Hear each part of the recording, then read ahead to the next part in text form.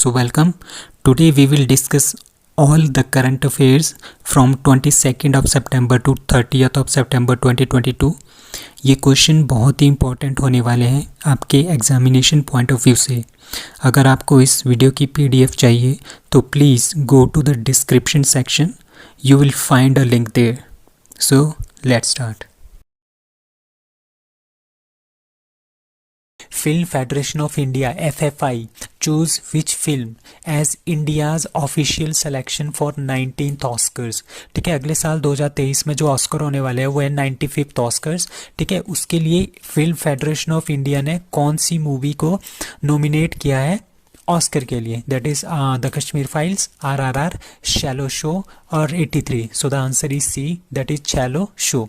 Shallow Show हमारे पास एक गुजरात की मूवी है, ठीक है, जिसको जो डायरेक्ट किया है दैट इज़ पान नालिन ने इसको डायरेक्ट किया। ये काफ़ी इंपॉर्टेंट क्वेश्चन है। सो ये एक ऑटोबायोग्राफी ड्रामा सीरीज है, ठीक है, ड्रामा मूवी है वेस्टर्न रीजन ऑफ गुजरात के बेस पे। ठीक है, वहाँ से रिलेटेड है। ठीक है, लास्ट ईयर तमिलनाडु, सो तमिलनाडु है, तमिल की एक ड्रामा मूवी थी, उसका नाम था कुजंगल पैबल्स। इसका मतलब होता है पैबल्स। ठीक है, इसको डायरेक्ट किया था विनोद राज PSG ने। इसको जो है नॉमिनेट किया था इंडिया ने ऑस्कर्स के लिए, बट ये आगे ऑस्कर में इसको शॉर्टलिस्ट नहीं किया गया था।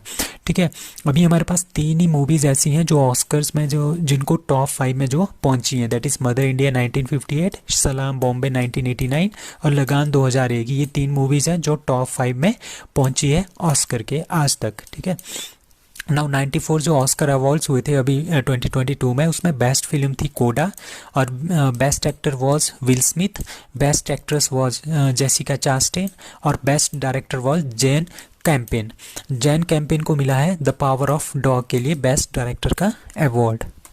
Now next question is, which country becomes the largest bilateral lender for Sri Lanka by leaving China behind? अब क्या बात है, अब श्रीलंका है। ठीक है, श्रीलंका को पहले क्या होता था, जो चाइना है वो बहुत ज़्यादा पैसे जो है एज ए लोन देता था। अब श्रीलंका क्या है, थोड़े कम लोन ले रहा है चाइना से, क्योंकि चाइना का पता है वो क्या करते हैं, ट्रैप जाल में फंसाती है किसी भी कंट्री को, फिर उसका एरिया कैप्चर कर लेती है। तो इन्होंने क्या कर दिया, अब इंडिया से इन्होंने पैसा लेना स्टार्ट कर दिया है। तो इंडिया ने इनको इतना ज़्यादा पैसा दे दिया है कि इन्होंने चाइना को भी पीछे छोड़ दिया है पैसे देने के मामले में to Sri Lanka. So answer is D, Sri Lanka. ठीक है, China has been the largest bilateral lender to Sri Lanka, मतलब कि सबसे ज़्यादा पैसा देता था श्रीलंका को इन लास्ट 5 ईयर्स, 2017 से 2021 तक। बट अब क्या हुआ, 2022 में इंडिया सबसे ज़्यादा पैसा देने वाला देश बन गया है। किसको? श्रीलंका को, और चाइना को इसने पीछे छोड़ दिया है। और इंडिया ने अभी 4 महीनों में कितना दिया है, $968 मिलियन US जो है दिया है as a loan to Sri Lanka. अब कुछ और क्वेश्चंस है, लाइक कितना पैसा दिया है। अभी $4 बिलियन हमने इनको food and security financial assistant के लिए दिया था श्रीलंका को। इसके अलावा बहुत सारी वैक्सीन दी है, बहुत सारी मेडिसिन दी हैं श्रीलंका के लिए, और 21,000 टन का फर्टिलाइज़र भी हमने श्रीलंका को दिया है इन अगस्त 2022। महाराष्ट्र का जो दौलताबाद फोर्ट है has to be renamed as, इसका नाम क्या रखा गया है? That is Devgiri fort, Ratnagiri fort, Nilgiri fort और mountaingir fort. So answer is A, that is Devgiri fort. सो महाराष्ट्र का जो दौलताबाद फोर्ट है उसका नाम चेंज करके देवगिरी फोर्ट जो है रखा गया है। दौलताबाद कहाँ पे है? दौलताबाद है हमारे पास औरंगाबाद में। अभी आपने कुछ दिन पहले एक न्यूज़ पढ़ी थी कि जो एक्स चीफ मिनिस्टर थे उद्धव ठाकरे जी, उन्होंने औरंगाबाद का नाम चेंज करके क्या रखा है? संभाजी नगर। तो ये क्वेश्चन भी काफ़ी इंपॉर्टेंट है। औरंगाबाद का नया नाम है संभाजी नगर, और औरंगाबाद और वहाँ पे जो एक फोर्ट था दौलताबाद फोर्ट, उसका नाम रख दिया है देवगिरी। ठीक है, और ये है वो देवगिरी फोर्ट, और ये national monument, national heritage monument में ये एक साइट है इंडिया की, और इसको आर्कियोलॉजिकल सर्वे ऑफ इंडिया देखता है। अब आपने देखना है जो नेशनल हेरिटेज मोनूमेंट है और आर्कियोलॉजिकल सर्वे ऑफ इंडिया है, ये लॉर्ड कर्जन ने 1904 में इनको इंडिया में इनको स्थापित किया था, दोनों को, that is national heritage monument और national archaeological survey of India, इन दोनों का हेडक्वार्टर दैट इज है कोलकाता के अंदर। अब दौलतापुर जो फोर्ट है वो हमारे पास देवगिरी गांव है, ये देवगिरी वैसे एक गांव का नाम है, वहाँ पे हमारे पास दौलतपुर फोर्ट है। ठीक है, नियर औरंगाबाद महाराष्ट्र में। ठीक है, और पहले सबसे पहले यहाँ पे यादव डायनेस्टी के लोग रहते थे। कुछ टाइम बाद क्या हो गया, कुछ टाइम बाद दिल्ली में कौन आ गए, दिल्ली सल्तनत वाले आ गए। उन्होंने अपनी कैपिटल भी इसको बना के रखा था ताकि साउथ पे कंट्रोल किया जा सके। The fort was rename Daulatabad, इसका नाम दौलताबाद रखा था मोहम्मद बिन तुगलक ने इन 14th ऑफ सेंचुरी में। ठीक है, क्योंकि इनको पता था कि अगर सदर्न इंडिया में हमने अपना प्रभाव जमाना है तो यहाँ पे कैप्चर करना बहुत ही इम्पॉर्टेंट है। तो ये क्वेश्चन काफ़ी ज़्यादा इम्पॉर्टेंट है हिस्ट्री के पॉइंट ऑफ व्यू से भी। अभी क्या होता है, जिस तरह से बड़े बड़े जो PSCs होते हैं, पब्लिक सर्विस कमीशंस होते हैं, वो हिस्ट्री के क्वेश्चन इसी बेस पे पूछते हैं जो करंट पे चल रहा है। आजकल दौलताबाद फोर्ट के बारे में चल रहा है तो हमने इसके बारे में सब कुछ पढ़ना है ताकि कुछ भी क्वेश्चन इससे पूछ सकते हैं हिस्ट्री से रिलेटेड भी। So which state launched web portal CM da Haisi web portal किसने लॉन्च किया है? That is answer is B, Manipur. अब क्या हो गया है, हमारे पास जितने भी हमारे पास जो पॉपुलेशन है, जो मणिपुर के जो निवासी हैं, ठीक है, लोग हैं, अगर उनको किसी भी तरह की शिकायत करनी हो, किसी की तरह भी कंप्लेंट करनी हो, किसी की तरह भी इनकी ज़रूरत हो और किसी की तरह भी उनके करप्शन से रिलेटेड चीज़ें हैं, तो वो जाके कहाँ पे जा सकती है? CM द हैसी एक वेब पोर्टल है, वहाँ पे जाएंगी। एक मोबाइल नंबर भी दिया है, एक वेबसाइट भी दी है CM द हैसी में, वहाँ पे जाके अपनी कंप्लेंट जो है जाहिर कर सकते हैं। ठीक है, डायरेक्टली वो CM से इस तरह से जुड़ जाएंगे। अब CM कौन है मणिपुर के? That is an Biren Singh. कहाँ पे? Imphal is the capital city of Manipur. So the web portal को बोला गया है CM द हैसी। उसका मतलब होता है टू इन्फॉर्म द CM को पूरा इन्फॉर्म दो अपनी प्रॉब्लम्स के बारे में। So capital of Manipur is Imphal, chief minister of Manipur that is N Biren Singh, governor of Manipur that is La Ganesan. जो ये ला गणेशन है ये मणिपुर के गवर्नर है और एडिशनल चार्ज कहाँ का? वेस्ट बंगाल का भी इनके पास एडिशनल चार्ज है गवर्नर का। Dash becomes India's first state or UT to achieve 100% coverage of precautionary dose of कोविड-19। सो कोविड-19 जो है हमारे पास, कोविड-19 के जो प्रिकॉशनरी डोज है, ठीक है, प्रिकॉशनरी डोज कौन सी होती है? पहले हमने दो डोजें लगा दी थी। अब तीसरी जो डोज होती है वो प्रिकॉशनरी डोज होती है, बूस्टर डोज बोलते हैं जिसको। तो ऐसी कौन सी स्टेट बन गई है जिन्होंने पूरा 100% जो है कवरेज अचीव कर लिया है? जो ये थर्ड डोज है प्रिकॉशनरी डोज उसकी, that is Andaman and Nicobar island. So answer is D, Andaman Nicobar. ठीक है, मोर देन 2,87,216 बेनिफिशरीज, 18 साल से ऊपर जितने भी लोग हैं उन्होंने क्या कर दिया है? प्रिकॉशनरी डोज जो है लगा दिया है। और अभी हमने कल कुछ दिन पहले एक न्यूज़ पढ़ी थी, India's first state to UT to become Sujal and Swachh, that is also Andaman and Nicobar. Now women SAFF 2022 championship won by which country? That is A, Nepal. So Nepal ने, sorry, Bangladesh, that is B Bangladesh. तो बांग्लादेश ने क्या कर दिया है? वोमेन सैफ 2022 चैंपियनशिप जो है उन्होंने जीत ली है और फाइनल में इन्होंने नेपाल को हराया है। सैफ 2022 है, ये किसने होस्ट किया था? नेपाल ने इसको होस्ट किया था। तो वोमेन सैफ 2022 चैंपियनशिप किसने जीती है? बांग्लादेश ने जीती है, defeated Nepal in the final. Bangladesh ने ये सबसे पहली बार जो है इन्होंने जीता है। Top scorer and best player was, जिसने 8 गोल किए थे, दैट इज सपाना खातून। ये बांग्लादेश की कैप्टन भी है। मोस्ट टाइम विनर कौन है? इंडिया ने 5 बार जीता है, भूटान ने भी 5 बार जीता है और नेपाल ने 4 बार जीता है। और सैफ 2021 मैन का टाइटल किसने जीता है? इंडिया ने जीता है और इसमें फाइनल में भी हमने नेपाल को ही हराया था। एंड मोस्ट टाइटल जो है इंडिया के पास है 8 टाइटल और मालदीव्स के पास 2 टाइटल है। तो इस तरह से आप देख सकते हैं कि जिस तरह से ऑस्ट्रेलिया क्रिकेट में है इंटरनेशनली, उसी तरह से हमारे पास इंडिया फुटबॉल में है south east Asian football federation में। ठीक है, सैफ 2022 यार्स जो भी सैफ चैम्पियनशिप होती है उसमें बहुत ही ज़्यादा डोमिनेंस है इंडिया की। अब सैफ अंडर 20 जो मैन है वो अभी कुछ दिन पहले हमने पढ़ी थी, वॉन बाय इंडिया, इसमें भी नेपाल को हराया था। तो इन तीनों में ही कौन? नेपाल फाइनल में हारा है। ठीक है, एट कहाँ पे हुआ था SAFF under 20? That is Bhubaneswar, Odisha में। Now, which country is going to launch its moon rover Rashid? That is UAE. So UAE क्या कर रहा है? UAE अपना एक मून रोवर जो है उसका नाम है राशिद, उसको लॉन्च कर रहा है। ठीक है, मून रोवर मतलब कि जैसे हमारे पास ये मून है, ठीक है, यहाँ से हम एक सैटेलाइट भेजेंगे या रोवर भेजेंगे। ठीक है, इसमें दो होते हैं, एक होता है लैंडर, एक होता है रोवर। लैंडर होता है जो लैंड कराता है मून के ऊपर। ठीक है, एक बार लैंड हो गया उसके बाद वो बाहर निकलेगा, उसके बाद वो जो मूव करेगा लैंड की सरफेस के ऊपर उसको बोलते हैं रोवर। सो उसका नाम है राशिद। ठीक है, राशिद हमारे पास जो वहाँ की आजकल पार्टी है, जो भी वहाँ के जो राजा हैं, किंग है, वो राशिद फैमिली से आते हैं। ठीक है, तो उन्होंने क्या रखा है, इसका नाम भी मून मिशन का नाम भी क्या रखा है, मून रोवर का, दैट इज़ राशिद। और इसको हम फाल्कन 9 रॉकेट से वो भेजेंगे। फाल्कन 9 किसकी है? स्पेस एक्स का है। स्पेस एक्स किसका है? एलन मस्क की कंपनी है। ठीक है, अगर ये सक्सेसफुली जो है ये कैंपेन सक्सेसफुली हो जाता है, सक्सेस हो जाता है, तो यूएई चौथी कंट्री बन जाएगा जिसका अपना लैंड अपना रोवर है मून के ऊपर। किस किस के बाद? पहला यूएसए है, दूसरा रशिया है, तीसरा चाइना है। अगर ये सक्सेसफुल हो गया तो चौथा यूएई भी बन जाएगा। अब यूएई का मार्स मिशन का नाम क्या है? That is hope mission. ठीक है, और with the help of Japan ये इसको भेज रहे हैं। So the anti-submarine ship INS Ajay, ठीक है, has been decommissioned from Indian Navy from that is Mumbai. Answer is D, Mumbai. So Mumbai से INS अजय को क्या कर रहे हैं हम? डीकमीशन कर रहे हैं। अब इसको कमीशन कब किया था इंडियन नेवी में? 1990 में इसको कमीशन किया था। It is decommission from navy, that is 2022 में इसको डीकमीशन कर दिया 32 ईयर्स के बाद।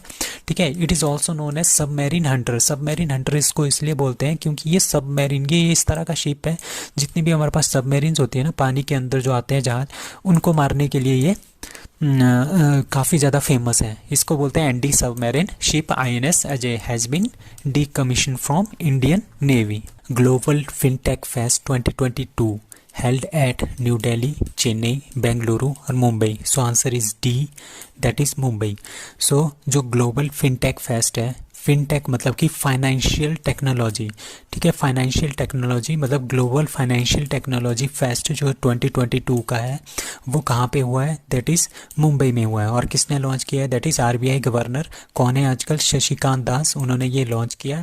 और ग्लोबल फिनटेक फेस्ट 2022, और इसमें क्या क्या बोला गया है? इसमें 3 मेन चीज़ें बोली गई हैं कि जो रुपए का क्रेडिट कार्ड है उसको हम UPI में यूज़ कर सकते हैं, UPI लाइट में भी यूज़ कर सकते हैं, और भारत बिल पे जो कि क्रॉस बॉर्डर बिल पेमेंट्स के लिए यूज़ हो रहा है उसमें भी हम रुपए कार्ड का यूज़ कर सकते हैं, रुपए क्रेडिट कार्ड का। ठीक है, RBI गवर्नर कौन है? That is Shashikant Das. सो कौन कौन सी कंट्रीज़ हैं जिसने UPI एक्सेप्ट किया है? That is Nepal. और भीम, जो भीम ऐप है वो किसने एक्सेप्ट किया है? That is Bhutan. B से आपने याद रखना है भूटान, और UPI का याद रखना है Nepal. Now who has been appointed the trustee of PM care funds. ठीक है, अब PM केयर फंड्स क्या है? आपको पता है कि 2020 मार्च में क्या आ गया था, इंडिया में लॉकडाउन हो गया था। ठीक है, तो 27 मार्च 2020 को क्या कर दिया, PM जो हमारे प्रधानमंत्री है उन्होंने क्या किया, एक फ़ंड लॉन्च किया। ठीक है, उसको बोल रहे हैं PM केयर फंड। तो उसमें क्या हुआ, उसमें उन्होंने बोला कि जितने भी इंडिया के लोग हैं या बाहर के लोग हैं जो भी अपना दान देना चाहता है कोविड-19 से लड़ने के लिए, ठीक है, तो वो यहाँ पे दे सकता है। तो लोगों ने बहुत ज़्यादा दान दे दिया। और आज कुछ एक न्यूज़ आई थी कुछ दिन पहले कि इसमें 10,000 करोड़ रुपए जो है इसमें एडअप हो गए हैं, जिसमें से ओनली 4,000 करोड़ रुपए ही हमने जो सरकार है उन्होंने यूज़ किया है। बाकी का सारा पैसा यहीं पे है। और मतलब अभी इसका केस भी आपका सुप्रीम कोर्ट में चला हुआ है। कुछ लोगों ने क्या किया था कि इसकी RTI रिपोर्ट मांगी थी कि कितना पैसा यहाँ से जा रहा है, कितना पैसा यहाँ से आ रहा है, और कितना इसके अंदर पैसा जो है कलेक्ट है। तो RTI ने जवाब दिया कि जो ये PM केयर फंड है ये कोई गवर्नमेंट एजेंसी नहीं है, गवर्नमेंट फंड नहीं है, तो इसकी आपको रिपोर्ट भी नहीं मिलेगी। तो पता नहीं अब ये पैसा ये कहाँ पे यूज़ करेंगे, किस तरह से ये चल रहा है। तो इसी के ऊपर जो है ये केस हमारे पास सुप्रीम कोर्ट पे चला हुआ है कि अगर इसमें लोगों का पैसा है, इंडिया के लोगों का पैसा है, तो इसको पब्लिक प्रॉपर्टी घोषित कर दिया जाए। बट ये पब्लिक प्रॉपर्टी इसको बोला है आरटीआई में कि ये पब्लिक, जो गवर्नमेंट बोलती है वो बोलती है कि ये पब्लिक पैसा नहीं है। तो अगर ये लोगों का पैसा है तो ये पब्लिक प्रॉपर्टी में आना चाहिए। तो वही सुप्रीम कोर्ट में ही इसके ऊपर केस चल रहा है। तो इसके जो ट्रस्टी है वो किसको अपॉइंट किया गया है? इसके 3 ट्रस्टी हैं, दैट इज़ रतन टाटा, केटी थॉमस और कारिया मुंडा। ये तीनों को इन्होंने ट्रस्टी बनाया हुआ है। ठीक है। जो रतन टाटा है वो इंडस्ट्रियलिस्ट हैं, आपको पता है, बहुत ही अच्छे इंसान हैं रतन टाटा। और सुप्रीम कोर्ट के जज केटी थॉमस हैं, वो भी इसके ट्रस्टी हैं। और तीसरे है लोकसभा के डिप्टी स्पीकर एक्स, ठीक है, पहले थे ये लोकसभा के डिप्टी स्पीकर, उनका नाम है करिया मुंडा। ये तीनों के तीनों इसके क्या हैं? ट्रस्टी हैं। आपने न्यूज़ में बस रतन टाटा का नाम सुना होगा, बट रतन टाटा, केटी थॉमस और करिया मुंडा ये तीनों इसके ट्रस्टी हैं। So PM care fund was created during the कोविड-19 पैंडेमिक। ठीक है। इसका एम क्या था? To deal with any kind of emergency situations like pandemic वगैरह, या कुछ और अफेक्ट हो गया, या कुछ और तरह की बीमारियां आ गई, कुछ और तरह के डिज़ास्टर्स हो गए, तो उसके लिए, उससे निपटने के लिए ये जो है पीएम केयर फंड बनाया गया था। बट ये बोलते हैं कि ये कोई भी आपके पास गवर्नमेंट फंड नहीं है और इसकी आपको कोई भी जानकारी नहीं मिलेगी। तो इसी के ऊपर सुप्रीम कोर्ट में इसका केस चल रहा है। So India's presidency of AIBD, Asia Pacific Institute of Broadcasting Development, has been extended for that is 1 year. ठीक है। तो इंडिया आजकल AIBD का प्रेसिडेंट है। AIBD क्या है? Asia Pacific Institute of Broadcasting development. मतलब कि जो इलेक्ट्रॉनिक मीडिया है एशिया और पैसिफिक रीजन में, एशिया पैसिफिक रीजन में जो इलेक्ट्रॉनिक मीडिया है, एशिया पैसिफिक रीजन कौन सा आता है? एशिया वाला जो इंडिया वाला है, कंबोडिया वगैरह जो यहाँ पे कंट्रीज आती है ना, Cambodia, Malaysia, Laos, Cambodia, Vietnam, और यहाँ पे जापान, चाइना, और यहाँ पे ऑस्ट्रेलिया, न्यूजीलैंड। तो ये सारी के सारी कंट्रीज बोलते हैं, एशिया पैसिफिक एरिया बोलते हैं इसको। ठीक है। तो यहाँ पे एशिया पैसिफिक इंस्टीट्यूट ऑफ, मतलब कि यहाँ पे हमने इलेक्ट्रॉनिक मीडिया को ज़्यादा से ज़्यादा बढ़ाना है, उसके लिए AIBD का गठन किया गया था। कब किया गया था? 1977 में। और किसने किया था? United nation of economic and social commission for Asia and the Pacific ने इसको किया था। इसके 26 मेंबर्स कंट्रीज़ हैं, इंडिया भी इसका मेंबर है। अभी पिछले 1 साल से इंडिया इसका प्रेसिडेंट है, और अभी 1 साल के लिए और इंडिया को इसका प्रेसिडेंट बनाया गया है। और इसका प्रेसिडेंट कौन है? That is Mayank Kumar Agarwal. He is the executive officer of Prasar Bharati. So headquarter कहाँ है AIBD का? That is Kuala Lumpur, Malaysia. अब कुछ और टॉपिक्स हैं लाइक G20 2023 कहाँ पे होगा? वो होस्ट करेगा इंडिया। सो G20 2022 इस साल कहाँ पे होगा? दैट इज़ इंडोनेशिया में होगा नवंबर में, और अगले साल कहाँ पे होगा? इंडिया में। अब हॉकी वर्ल्ड कप 2023 और ICC का one day cricket world cup 2023, hockey and cricket दोनों इंडिया में होगा। हॉकी का कहाँ पे होगा? उड़ीसा में। इंडिया में डिफरेंट स्टेडियम में, डिफरेंट स्टेट में होगा। अब SCO की समिट 2023 में कहाँ पे होगी? That is in India. अभी कहाँ पे थी? उज्बेकिस्तान में। ठीक है। अंडर 17 फीफा वर्ल्ड कप 2027 कहाँ पे होगा? दैट इज़ 2022 कहाँ पे होगा? That is India. So India's longest river cruise service, ठीक है, इंडिया की सबसे लंबी नदी की जो क्रूज़ सर्विस है वो is going to be launched between कहाँ पे वो हो रही है? That is Varanasi to Bogibeel. Varanasi से बोगीबील तक हमारे पास इंडिया की सबसे लॉन्गेस्ट रिवर क्रूज सर्विस जो है वो स्टार्ट होने वाली है। इसकी लेंथ कितनी होगी? 4000 किलोमीटर की इसकी लेंथ होगी। किस किस के बीच में? यूपी और आसाम के बीच में। यूपी मतलब कि वाराणसी, और आसाम दैट इज़ बोगीबील। ठीक है। इट विल स्टार्ट फ्रॉम 2023, अगले साल से ये स्टार्ट होगा। अब कुछ और क्वेश्चंस है like first tourism capital of Shanghai corporation organisation, that is Varanasi. Central Hindu college of Varanasi is made up by, that is Annie Besant. Annie Besant जो है 1917 में इंडियन नेशनल कांग्रेस की क्या बनी थी? प्रेसिडेंट बनी थी, और पहली फीमेल प्रेसिडेंट थी, और पहली फॉरेनर फीमेल प्रेसिडेंट भी यही थी इंडियन नेशनल कांग्रेस की 1917 में। तो first city to have ropeway in India that is Varanasi. So scale app launched for skill development in which sector, that is leather. तो जो स्केल ऐप है वो लेदर इंडस्ट्रीज़ को ज़्यादा से ज़्यादा हमने डेवलप करना है, तो इसके लिए इसका यूज़ कर रहे हैं। तो एल से आपने याद रखना है, दैट इज़ लेदर। तो इसका पूरा का पूरा फुल फॉर्म है skilled certification assessment for leather employees. ठीक है, तो मतलब कि लेदर की जो इंडस्ट्रीज़ हैं उनमें हमने स्किल डेवलपमेंट जो है उनमें करवाना है, ताकि हमारे पास अच्छे से अच्छे क्वालिटी वाला जो है लेदर बन पाए और एम्प्लॉयज़ को भी उसका फ़ायदा हो, ज़्यादा से ज़्यादा पैसे कमा के। सो ministry of education and skill development जो धर्मेंद्र प्रधान है उन्होंने इसको स्टार्ट किया है। नाउ डिजिटल संसद ऐप बाय ओम बिरला। ओम बिरला कौन है? ये हमारे पास स्पीकर, लोकसभा के स्पीकर हैं। To tell people about parliament work, मतलब कि पार्लियामेंट में किस तरह से वर्क हो रहा है, क्या क्या चीज़ें हो रही है, वो सारा का सारा डिजिटल संसद ऐप में होगा। अब आयु ऐप कर्नाटका गवर्नमेंट ने स्टार्ट किया है। ठीक है, ये किस लिए किया है? To remove the disease by yoga. Yoga और जो और चीज़ें होती हैं ना, योगा वगैरह या व्यायाम वगैरह होते हैं, जो भी होते हैं, तो उनमें उसके थ्रू हमने क्या करना है, अपने डिजीज़ को रिमूव करना है। उसके लिए आयु ऐप का यूज़ किया है बाय कर्नाटका गवर्नमेंट। अब आभा ऐप क्या है? आयुष्मान भारत हेल्थ असेसमेंट, मतलब कि जो आयुष्मान भारत है, ठीक है, तो इसके अंतर्गत क्या होगा, जितने भी हमारे पास कोई पेशेंट है उसकी जितनी भी हेल्थ के रिकॉर्ड हैं, चाहे उन्होंने सीटी स्कैन लिया है, चाहे उन्होंने एक्सरे लिया है, उसकी जो सारी की सारी हेल्थ की रिपोर्ट होगी वो एक पर्टिकुलर एक कार्ड पे आएगी।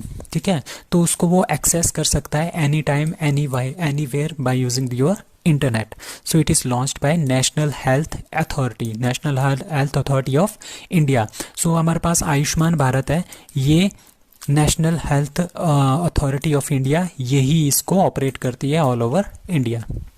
सो Pang Lhabsol festival is celebrated in that is Sikkim. ठीक है, पांग लाहपसोल जो फेस्टिवल है ये सिक्किम में मनाया जाता है। इसमें इस तरह के लोग मास्क पहनते हैं, इस तरह के कपड़े पहनते हैं और क्या करते हैं, इस तरह से इसको बोलते हैं मास्क डांस मतलब ये मास्क पहन के डांस वगैरह करना है। तो ये सिक्किम का है, पांग लाहपसोल इज ऑफ सिक्किम। ठीक है, this is the unique festival of Sikkim. ठीक है, को क्यों किया जाता है? क्योंकि जो माउंट कंचनजंगा है ना, यहाँ पे एक पहाड़ है, उसका नाम है माउंट कंचनजंगा। इंडिया की सबसे बड़ी पहाड़ी कहाँ पे है? K2, और दूसरे नंबर पे आता है माउंट कंचनजंगा। तो ये काफ़ी बड़ी पहाड़ी है। तो ये सिक्किम के लोग ये मानते हैं कि ये हमारे को बचाता है। ठीक है, ये गार्डन डेटी है, मतलब कि ये हमें बचाता है, बाहर के जो अटैक्स वगैरह होते हैं वो उससे हमें ये बचाता है। ठीक है, it is believe that mountain God, ये उस माउंटेन को जो कंचनजंगा माउंटेन है उसको ये भगवान मानते हैं। Played an active role in introducing Buddhism, मतलब कि जो माउंटेन गॉड है कंचनजंगा, उन्होंने मतलब कि उनका एक बहुत बड़ा रोल है बुद्धिज्म स्थापित करने में इन सिक्किम। तो इसीलिए ये क्या करते हैं, पाल लाहपसोल जो फेस्टिवल है वो मनाते हैं इन सिक्किम। और एक और इनका बहुत ही फेमस फेस्टिवल है, दैट इज़ लोसांग, सिक्किम का ही है। और लोसर लद्दाख का। इनमें आपने कंफ्यूज नहीं होना है, Losoong is of Sikkim, Losar is of Ladakh. Hornbill festival is of Nagaland. और चेरी ब्लॉसम जो फेस्टिवल है that is of Meghalaya. What is अभ्यास क्या है? It is a coastal exercise between India and USA। अभी हुआ क्या है, जो हमारे पास चेन्नई है, ठीक है, जो चेन्नई है वहाँ पे क्या हुआ कि जो USA का शिप है, इसका नाम है मिडगेट शिप। ठीक है, वो जो है यहाँ से आगे जा रहा था, तो इंडियन कोस्ट गार्ड ने यहाँ से इसको देख लिया। ठीक है, तो इन्होंने क्या बोला, इन्होंने इनको बोला कि रुक जाओ, ये यहाँ पे रुक गए थे। उसके बाद क्या बोला इन्होंने, इंडियन कोस्टल गार्ड ने, कि हम अपने आपस में एक अभ्यास कर लेते हैं। मतलब कि ये जहाज़ अपने रास्ते में कहीं और जा रहा था, इन्होंने बोल दिया कि हम इसमें एक एक्सरसाइज करेंगे। ठीक है, तो इन्होंने एक कोस्टल एक्सरसाइज किया बिटवीन इंडिया एंड USA। ठीक है, इंडिया का कौन था, इंडियन कोस्ट गार्ड, और मिडगेट शिप ऑफ USA। कहाँ पे? चेन्नई में। अब कुछ और है, तो इंडिया और USA के बीच में अभ्यास है, it is a coastal exercise. So Vajra Prahar India और USA के बीच में है, वो बकलो HP में हुआ था। ये आर्मी का ये एक्सरसाइज है। इंडियन नेवी डायरेक्टर जनरल कौन है? दैट इज़ वीरेंद्र सिंह पठानिया, जो कि हिमाचल प्रदेश से हैं। ठीक है, इंडियन नेवी फाउंडेड ऑन 1 फरवरी 1977। इसका मोटो क्या है? मोटो है वयम रक्षाम, मतलब कि we protect. So which new company has been added to the Maharatna and make total number of Indian Maharatna companies 12?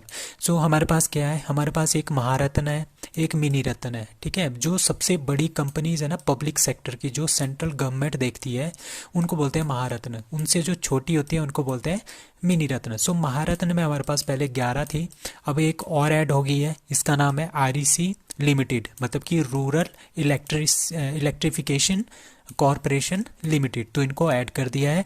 अब total number of Maharatna company हमारे पास कितनी है, 12। So answer is B. So state run REC Rural Electrification Cooperation Limited got its status of Maharatna, ठीक है।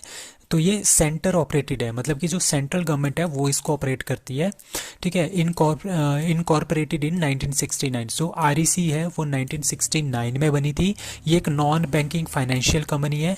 ये किस पे फोकस करती है, ये रूरल सेक्टर में क्या करती है, फाइनेंसिंग, ठीक है। जो इलेक्ट्रिफिकेशन होती है उसकी फाइनेंसिंग और उसके डेवलपमेंट में ये काम करती है। How to become a Maharatna company, कोई भी कंपनी हमारे पास महारत्न कंपनी कैसे बन सकती है, ठीक है। तो सबसे पहले क्या होना चाहिए, विच हैज़, मतलब कि 3 साल तक कंटिन्यूसली 5,000 करोड़ के प्रॉफिट में होनी चाहिए वो वाली कंपनी, ठीक है। और एनुअल टर्नओवर उसका होना चाहिए 25,000 करोड़ का, ठीक है, फॉर 3 साल के लिए, ठीक है। और क्या होना चाहिए, एनुअल नेटवर्थ उनकी कितनी होनी चाहिए, 15,000 करोड़ की उनकी एनुअल नेटवर्थ होनी चाहिए कंटिन्यूसली, वो उतनी ही रहनी चाहिए फॉर 3 ईयर्स। तो ये इसके क्राइटेरिया है। अब हमारे पास 12 जो है महारत्न कंपनीज हैं, लाइक भेल, भारत हैवी इलेक्ट्रिकल लिमिटेड बोलते हैं इसको, BPCL, Coal India Limited, GAIL India Limited, HPCL Hindustan Petroleum, Indian Oil, NTPC, ONGC, ठीक है, Power Finance Corporation, Power Grid Corporation India Limited, Power Steel Authority of India, and 12th is REC India Limited. E-commerce Amazon India is going to establish its first solar power plant in which state, that is Rajasthan. तो राजस्थान में क्या कर रहा है, जो Amazon India है वो क्या कर रहा है, ये एक सोलर पावर प्लांट जो है वो खोल रहा है, कहाँ पे, राजस्थान में, जो कि कितना होगा, 420 मेगावाट का होगा। और ये अमेजोन इंडिया का सबसे पहला सोलर पावर प्लांट है इंडिया में, दैट इज अमेजोन इंडिया इसको कर रहा है कहाँ पे, राजस्थान में, ठीक है। तो फर्स्ट स्टेट कितना है, 420 मेगावाट का प्रोजेक्ट है। First state to cross 10 gigawatt solar power production in India, that is Rajasthan, ठीक है। वर्ल्ड का सबसे largest floating solar power plant है वो खांडवा, कहाँ पे हो रहा है, खांडवा मध्य प्रदेश, ओंकारेश्वर डैम के ऊपर बन रहा है। और इसका कितनी कैपेसिटी है, 600 मेगावाट की उसकी कैपेसिटी है। Who became the oldest Indian, ठीक है, ये 2 बंदे हैं, एक है ओल्डेस्ट इंडियन एंड एक है first Asian para swimmer to cross North Channel respectively, that is answer D, that is Elvis Ali Hazarika. जो ये एल्विस अली हजारिका है ये सबसे ओल्डेस्ट पर्सन है जिन्होंने पास किया है कौन सा, नॉर्थ चैनल को जिसने पास किया। ये हमारे पास नॉर्थ चैनल है, बिटवीन यूके का जो आयरलैंड है और जो स्कॉटलैंड है उसके बीच में ये नॉर्थ चैनल है, इसको पार किया है, दैट इज एल्विस अली हजारिका। ये ओल्डेस्ट इंडियन है। और फर्स्ट एशियन पैरा स्विमर, उनका नाम है सत्येंद्र सिंह लोहिया। ये हमारे पास क्या है, एक पैरा स्विमर है। ये फर्स्ट एशियन पैरा स्विमर बने हैं जिन्होंने किसको पार किया है, इस नॉर्थ चैनल को पास किया है, ठीक है। Elvis Ali Hazarika and Satyendra Singh Lohia, oldest Indian and first Asian para swimmer to cross the North Channel respectively. So North Channel का जो एरिया है वो कितना है स्विम करने को, वो है 34 किलोमीटर का है। और उसको माइल्स में करे थे 21.4 माइल्स का ये टोटल डिस्टेंस है, ठीक है। 4 साल पहले जो एल्विस अली हजारिका है उन्होंने 29 किलोमीटर जो है 29 kilometres of 34 kilometre English channel, इन्होंने इसको भी पार किया था, ठीक है। तो 29 kilometre of 34 kilometre English channel, मतलब कि जो ये इंग्लिश चैनल है इसको भी इन्होंने पार किया था। And again become the first SMEs, पहला असम के बंदे बने थे जिन्होंने ये अचीव किया था, ठीक है। सो जो ये इंग्लिश चैनल है इसकी जो टोटल लेंथ है वो 33 किलोमीटर है, 33 या 34 आप कोई भी रख सकते हो, अप्रॉक्सीमेटली ये इतना बनता है, ठीक है। तो इंग्लिश चैनल किस किस के बीच में है, यूनाइटेड किंगडम जो इंग्लैंड है और यहाँ पे फ्रांस है, इंग्लैंड और फ्रांस के बीच में आता है इंग्लिश चैनल, और नॉर्थ चैनल आता है यूके का, आयरलैंड का जो नॉर्दर्न पार्ट है और स्कॉटलैंड का जो पार्ट है, वो दोनों बनाते हैं आपस में, क्या बनता है उसके बीच में है नॉर्थ चैनल। ठीक है, फर्स्ट इंडियन फीमेल, ठीक है, पहली Indian female to cross the English Channel, that is Aarti Shah. The Ambedkar Circuit was first proposed by the central government of India in 2016, 17, 18 और 22। सो answer is A, that is 2016। तो Ambedkar circuit जो है ये India ने propose किया था 2016 में। इसमें क्या है, इसमें जितने भी प्लेसेस हैं इंडिया में रिलेटेड टू द अम्बेडकर, उसका एक वो बनाया है, उसका एक नक्शा जैसा बनाया है। ठीक है, उस और उनके बीच में क्या करेंगे हम, अब इसमें एक स्पेशल ट्रेन, ठीक है, स्पेशल एसी ट्रेन इन्हीं सभी पॉइंट्स को जोड़ते हुए जाएगी। जैसे कि हमारे पास ये है जन्मभूमि, जहाँ पे अंबेडकर जी ने जन्म लिया था, कहाँ पे, मध्य प्रदेश में। ठीक है, ये सपोज करो मध्य प्रदेश।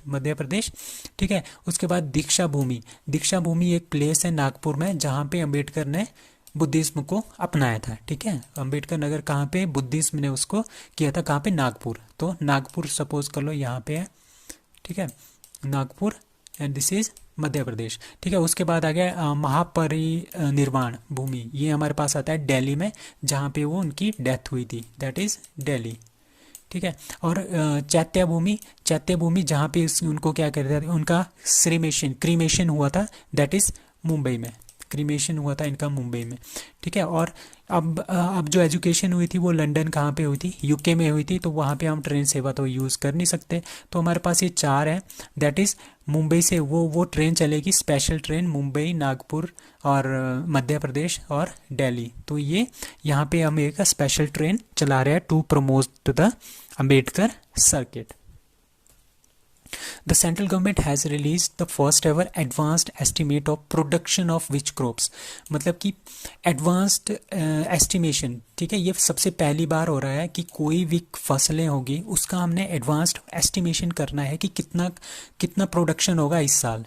ठीक है, तो वो कौन सी फसल का सेंट्रल गवर्नमेंट ने किया है, दैट इज रबी का फसल, खरीफ, जेड और all of these. So answer is B, that is kharif फसलें कब उगाई जाती हैं, ये हमारे पास जो गर्मियों के बाद जो बीजी जाती हैं उनको बोलते हैं खरीफ फसल, और रबी फसल उनको बोलते हैं जो ठंड में बीजी जाती है, जैसे सितंबर अक्टूबर में इनको बीजा जाता है। और जेड होता है मतलब कि राबी और खरीफ के बीच में जो मौसम बच जाता है ना समर वाला, उसमें हम जेड क्रॉप्स को बीजते हैं। तो ये खरीफ फसल के लिए इन्होंने फर्स्ट एवर एडवांस्ड एस्टिमेशन किया है कि हमारे पास जो खरीफ फसलें हैं इस बार कितनी इनकी प्रोडक्शन होगी।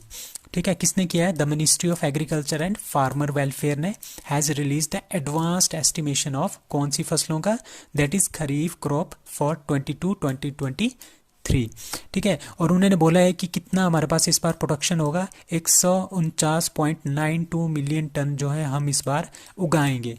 बट हमारा टारगेट कितना है, 163.15 मिलियन टन हमारे पास टारगेट है। तो एस्टिमेशन इससे कम है, मतलब हमारे पास टारगेट इतना है बट हम जो एस्टिमेशन हमने प्रेडिक्ट किया है दैट इज़ 149.92 मिलियन टन। अब हमारे पास रबी फसल कौन कौन सी होती है, इसको एक याद रखने का ये तरीका है, नाई हूटर बजते ही जोश में आलू लाया। मतलब नाई का मतलब क्या है, चना। ठीक है, चना मतलब ग्राम, नाई, ई मतलब राई। ठीक है, हूटर मतलब कि मटर, पीस, बजते ही ये इसमें नहीं आता है। फिर आ गया जोश, जो में जौ मतलब बैरले, शौ मतलब कि सरसों, मस्टर्ड, एंड आलू मतलब कि पोटैटो। तो इस वजह से आप इसको याद रख सकते हो। अब खरीफ फसलें क्या है, जो ये रबी फसलें में नहीं है वो सारा का सारा फिर खरीफ में आ जाता है, जैसे पैडी है, ज्वार है, बाजरा है, तूर है, मूंग है, उड़द की दाल है, कॉटन है, जूट है एंड ग्राउंडनट, ये सारी खरीफ फसल में।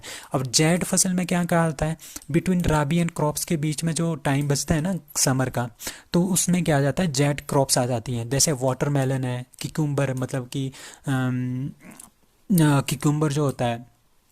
ठीक है, उसके बाद खीरा बोलते हैं किकुम्बर को। उसके बाद वेजिटेबल जो क्रॉप्स होती हैं वो सारी की सारी जेड क्रॉप्स में आती है। UN inter agency task force and WHO World Health Organization Special Program on Primary Healthcare Award 2022 is given to that is India. So India को ये अवार्ड दिया गया है। किसके लिए ये दिया गया है? क्योंकि इंडिया ने बहुत ही अच्छी तरह से हाइपरटेंशन जो होता है, हाइपरटेंशन कंट्रोल इनिशिएटिव, उसको बहुत अच्छे से इम्प्लीमेंट किया है।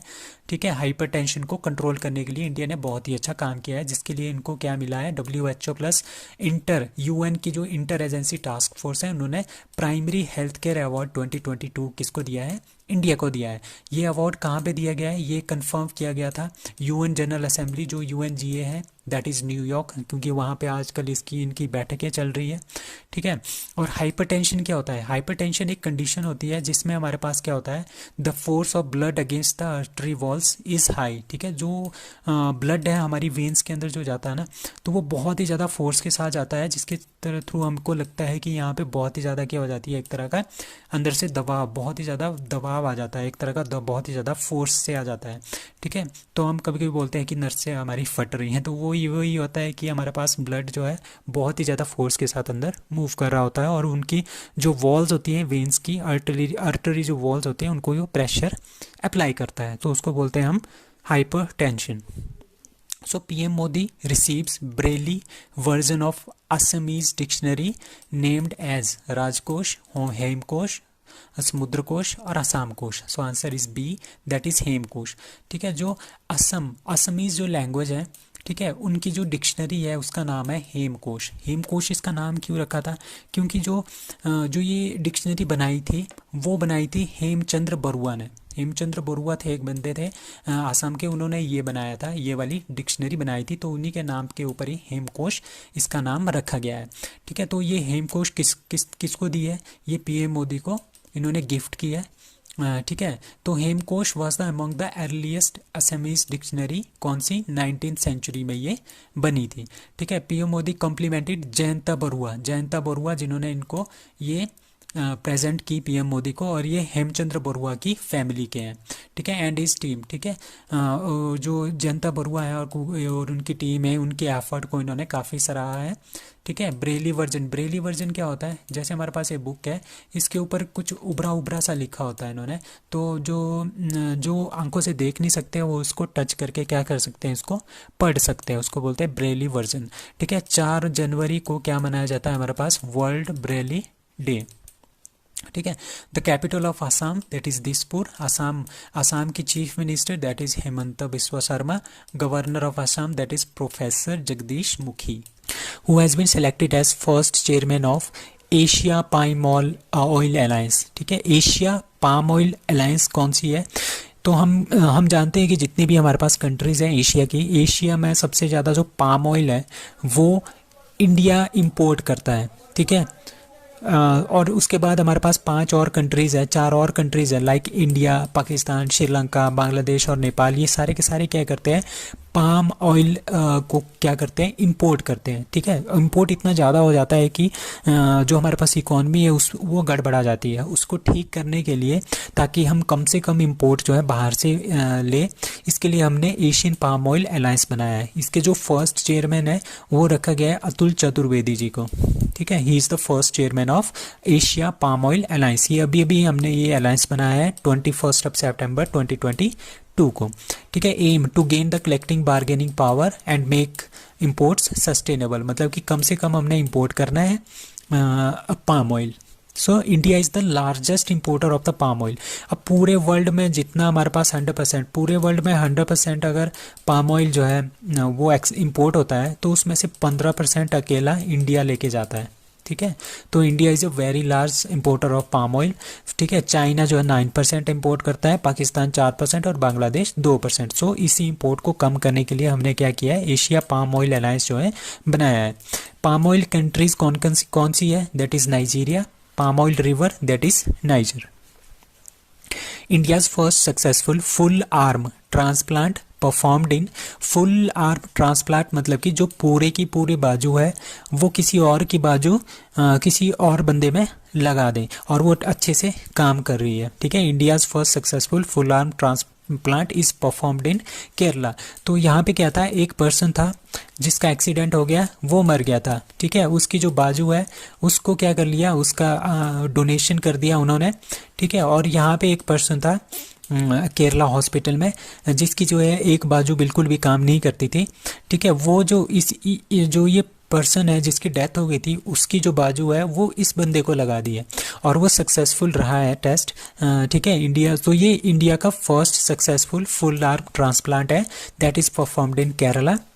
केरला बेस्ड, केरला में एक हॉस्पिटल है उसका नाम है अमृता हॉस्पिटल, इसका नाम याद रखना है, बहुत ही इंपॉर्टेंट होने वाला है।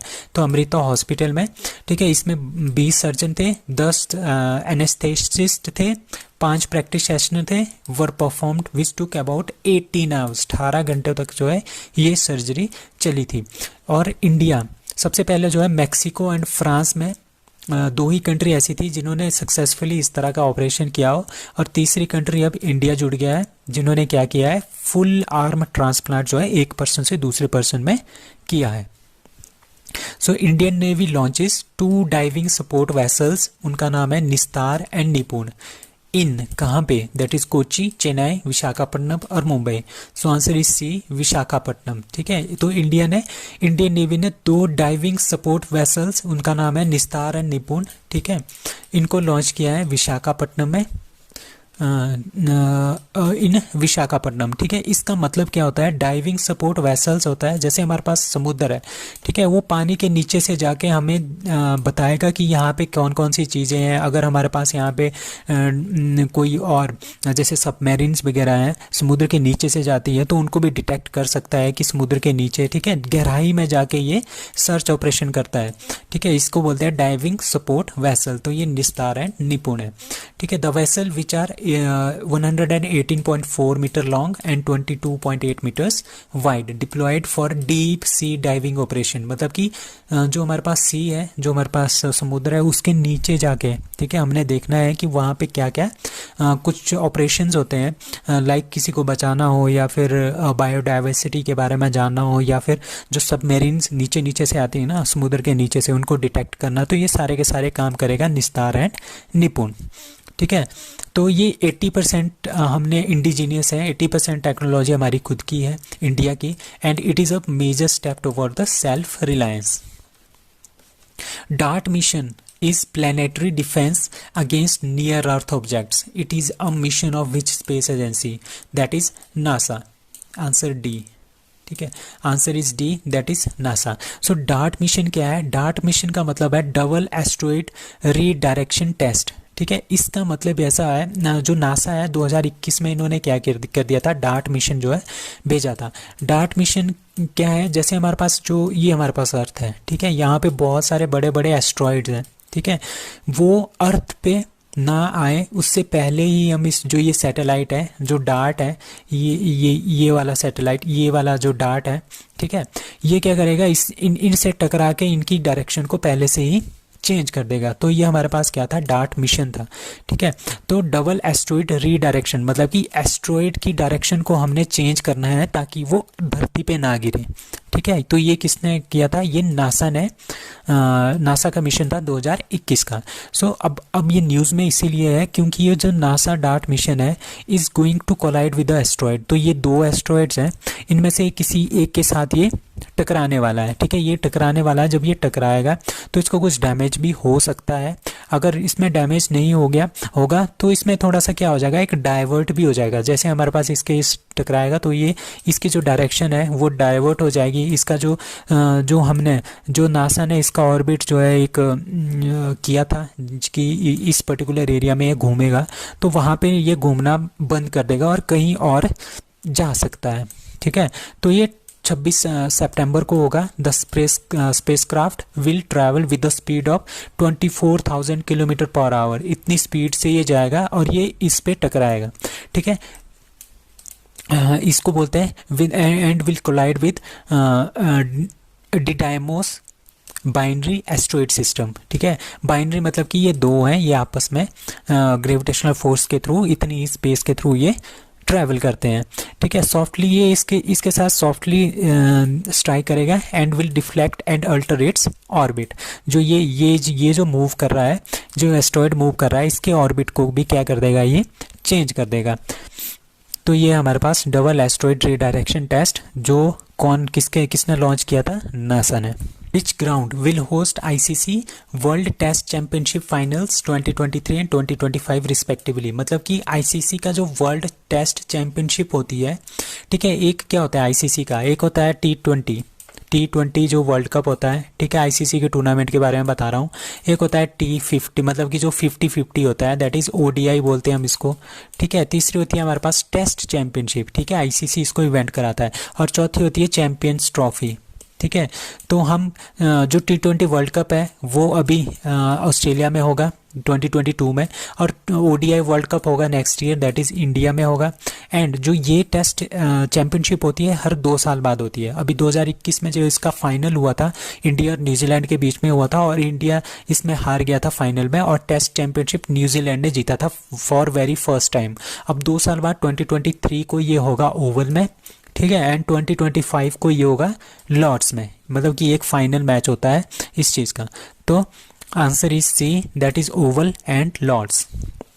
खेल Mahakumbh is started in Himachal Pradesh, Uttarakhand, Gujarat और MP. So answer is B, that is Uttarakhand. Uttarakhand government क्या कर रही है, वहाँ पे खेल महाकुंभ जो है स्टार्ट कर रही है, ठीक है। खेल महाकुंभ जो स्टार्ट होगा वो 2 अक्टूबर से स्टार्ट होगा अप टू 25 जनवरी तक, 25 जनवरी 2023 तक ये चलेगा, ठीक है। इसमें हमारे पास क्या होगा, 662 जो न्याय पंचायत है ऑफ 13 डिस्ट्रिक्ट वो इसमें पार्टिसिपेट करेगी, ठीक है। और इसमें बहुत सारी गेम्स होंगी, लाइक ट्रेडिशनल गेम्स लाइक मुर्गा झापट, वहीं की होती है। मुर्गा झापट मतलब कि एक मुर्गा होगा, उसको पकड़ने के लिए लोग भागेंगे, जो उसको पकड़ेगा वो मुर्गा उसका हो जाएगा। इस तरह की गेम्स हैं, जैसे गुल्ली डंडा, रस्साकसी, और दूसरी हाई लेवल की भी गेम्स है, चाहे लाइक कबड्डी, खो खो। तो इस तरह की गेम्स भी वहाँ पे खेली जाएगी, that is Khel Mahakumbh 2022 in Uttarakhand. Who becomes the first player president of Hockey India, मतलब कि हॉकी इंडिया जो एसोसिएशन है इंडिया का, उसमें पहली बार जो प्रेसिडेंट बना है वो कोई एक्स प्लेयर बना है। वो कौन है, दैट इज दिलीप टर्की हमारे पास एक्स प्लेयर है इंडियन हॉकी के, वो बने हैं first player president of Indian hockey. अभी कुछ दिन पहले हमने एक न्यूज़ पढ़ी थी, जो कल्याण चौबे थे, ठीक है, वो मोहन बगान के क्या थे, गोलकीपर थे, वो भी क्या बने हैं, ऑल इंडिया फुटबॉल फेडरेशन के चीफ बने। Who launched e learning platform Bharat Vidya, ठीक है, दैट इज निर्मला सीतारमन। तो निर्मला सीतारमन ने क्या किया है, एक ई लर्निंग प्लेटफॉर्म, मतलब कि ई लर्निंग होता है हमारे पास इंटरनेट के थ्रू कुछ लर्न करना, ठीक है, उसका नाम है भारत विद्या। तो इट इज़ बेस्ड अपॉन ओरिएंटोलॉजी। ओरिएंटोलॉजी क्या होता है, हमने ओल्ड कल्चर देखना है, ठीक है, कल्चर, लैंग्वेजेस और एजुकेशन, आर्ट, ठीक है, हमारे अपने जो ओल्ड, जो पुराने लोग जो कल्चर फॉलो करते थे, पुरानी जो लैंग्वेजेस हुआ करती थी, पुराने जो पीपल हुआ करते थे, उनके जो एजुकेशन है, आर्ट्स हैं, इंडिजीनियस आर्ट एंड एजुकेशन है, वो सब कुछ हमने इसमें जो है स्टडी कर सकते हैं, मतलब कि इससे हम ये सब कुछ पढ़ सकते हैं ऑनलाइन। सो इसका नाम है भारत विद्या, और ये किसने बनाया है, it is made by Bhandarkar oriental research institute, that is Pune. आपने इसका नाम याद रखना है, BORI, बोरी, it is in Pune, that is Bhandarkar oriental research institute Pune. MotoGP World Championship is going to be held in India for first time in the year that is 2023. So 2023 में क्या हो रहा है, इंडिया में पहली बार MotoGP वर्ल्ड चैंपियनशिप हो रही है, और इसका नाम इन्होंने रखा है भारत ग्रैंड पिक्स, ठीक है। तो ये आपने याद रखना है, ये पहली बार इंडिया में हो रहा है, that is MotoGP world championship, मतलब कि जो बाइक रेस होती है ना, वो होती है ये MotoGP world championship. The event will take place in Buddh international circuit, कहाँ पे है, ग्रेटर नोएडा, यूपी में, और ये 2000 होगा, 2023 में। Defence ministry science a deal for dual role surface to surface BrahMos missile with which company, that is BAPL. So India की जो डिफेंस मिनिस्ट्री है उन्होंने BAPL के साथ क्या किया है, एक पैक्ट साइन किया है। BAPL का मतलब क्या है, ब्रह्मोस एरोस्पेस प्राइवेट लिमिटेड। ठीक है, जो ये ब्रह्मोस एरोस्पेस प्राइवेट लिमिटेड है, ये जॉइंट कंपनी है किसकी, इंडिया और रशिया दोनों की एक जॉइंट कंपनी है। इस कंपनी के साथ क्या किया है, डिफेंस मिनिस्ट्री ने एक डील साइन किया है फॉर किसके लिए, dual role of surface to surface BrahMos missile. मतलब कि जो ब्रह्मोस मिसाइल है उसका ड्यूल रोल होगा। ड्यूल रोल कैसे होगा, हम इसको लैंड में भी लॉन्च कर सकते हैं और एंटी शिप्स, जो शिप्स होती है ना सागर में या समुद्र के अंदर जो शिप्स होती हैं उनके लिए भी हम इसका यूज़ कर सकते हैं। तो ये हो गया ड्यूल रोल। ठीक है, तो इसके लिए क्या हुआ है, एक तरह का पैक्ट साइन हुआ है between defence ministry and BAPL के बीच में। सो BAPL का मतलब क्या है, BrahMos aerospace private limited.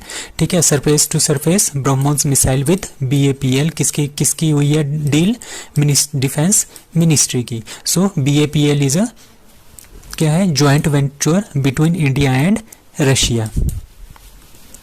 Now, which is the first Indian bank to get Reserve Bank of India approval for rupee trade? अब हम क्या कर रहे हैं, जैसे हमारे पास एक रशिया है, ठीक है, अब रशिया क्या है, रशिया तो US डॉलर का यूज़ नहीं कर सकता क्योंकि US ने उसके ऊपर क्या लगा दिया, बैन लगा दिया है। अब इंडिया के साथ उन्होंने क्या करना है अपना, अगर ट्रेड करना है तो किसी न किसी पैसे के किसी न किसी करेंसी के ऊपर तो उनको ट्रेड करना पड़ेगा। तो रशिया और इंडिया ने क्या किया है, अब वो एक दूसरे के साथ क्या करेंगे, रूबल, रशिया की करेंसी है रूबल और इंडिया की करेंसी है रुपया। ठीक है, तो इन दोनों में वो आपस में ट्रेड करेंगे, US डॉलर को वो US डॉलर के अंदर वो ट्रेड नहीं करेंगे। तो इसके लिए सबसे पहला बैंक जो रिजर्व बैंक ऑफ इंडिया ने अप्रूव किया है वो कौन सा बैंक है, that is UCO bank. So answer is C, UCO bank India का ये पब्लिक सेक्टर बैंक है। UCO bank is the first bank to receive the reserve bank of India approval for rupee trade. मतलब कि रुपए में हम trade कर सकते हैं विद रशिया, और जो श्रीलंका क्राइसिस है श्रीलंका के साथ में भी हम ट्रेड कर सकते हैं विद रूपी। ठीक है, कोलकाता बेस्ड बैंक, तो ये कोलकाता के इसका हेडक्वार्टर है कोलकाता में यूको का। Will open special vostro account, एक स्पेशल वोस्त्रो अकाउंट होगा विद किसके साथ, गाज़प्रोम बैंक। गाज़प्रोम बैंक कौन सा है, गाज़प्रोम बैंक है रशिया का बैंक। ठीक है, गाज़प्रोम बैंक रशिया का है, यूको बैंक इंडिया का है। ये दोनों एक वोस्त्रो अकाउंट खोलेंगे जिसके थ्रू वो क्या करेंगे, रुपीस में ट्रेड करेंगे। अगर सपोज करो रशिया को कोई ऑयल लेना, इंडिया को ऑयल लेना है रशिया से, तो इंडिया पे करेगा रुपीस में या फिर रूबल में। ठीक है, अगर रशिया को कुछ खरीदना है इंडिया से तो रशिया पे करेगा रुपीस में। सो मतलब कि US डॉलर को इन्होंने बाईपास कर दिया है। ठीक है, तो RBI is allowed to trade settlement between India and other countries including Sri Lanka and Russia. Sri Lanka और रशिया ये दोनों इसमें ट्रेड करेंगे। तो कौन सा बैंक अप्रूव किया इंडिया RBI ने, that is UCO bank. National cinema day 2022 is observed on that is 23 सितंबर। अभी क्या हुआ था, कोरोना में हमारे पास क्या हुआ था, जो थिएटर्स हैं, जो मल्टीप्लेक्सेस हैं वो बंद हो गए थे, जिसकी वजह से इनका सारा का सारा काम क्या हो गया था, बंद हो गया था। अभी क्या हुआ, उसको फिर से जागृत करने के लिए कि लोग ज़्यादा से ज़्यादा अपने मल्टीप्लेक्स में आए, ज़्यादा से ज़्यादा थिएटर्स में आए ताकि उनका भी कारोबार चले। तो इसके लिए इन्होंने क्या किया है, नेशनल सिनेमा डे ऑब्जर्व किया है। पहले ये 16 सितंबर को होना था, बट उस दिन ना होके अब ये कब हुआ था, सितंबर 23 को।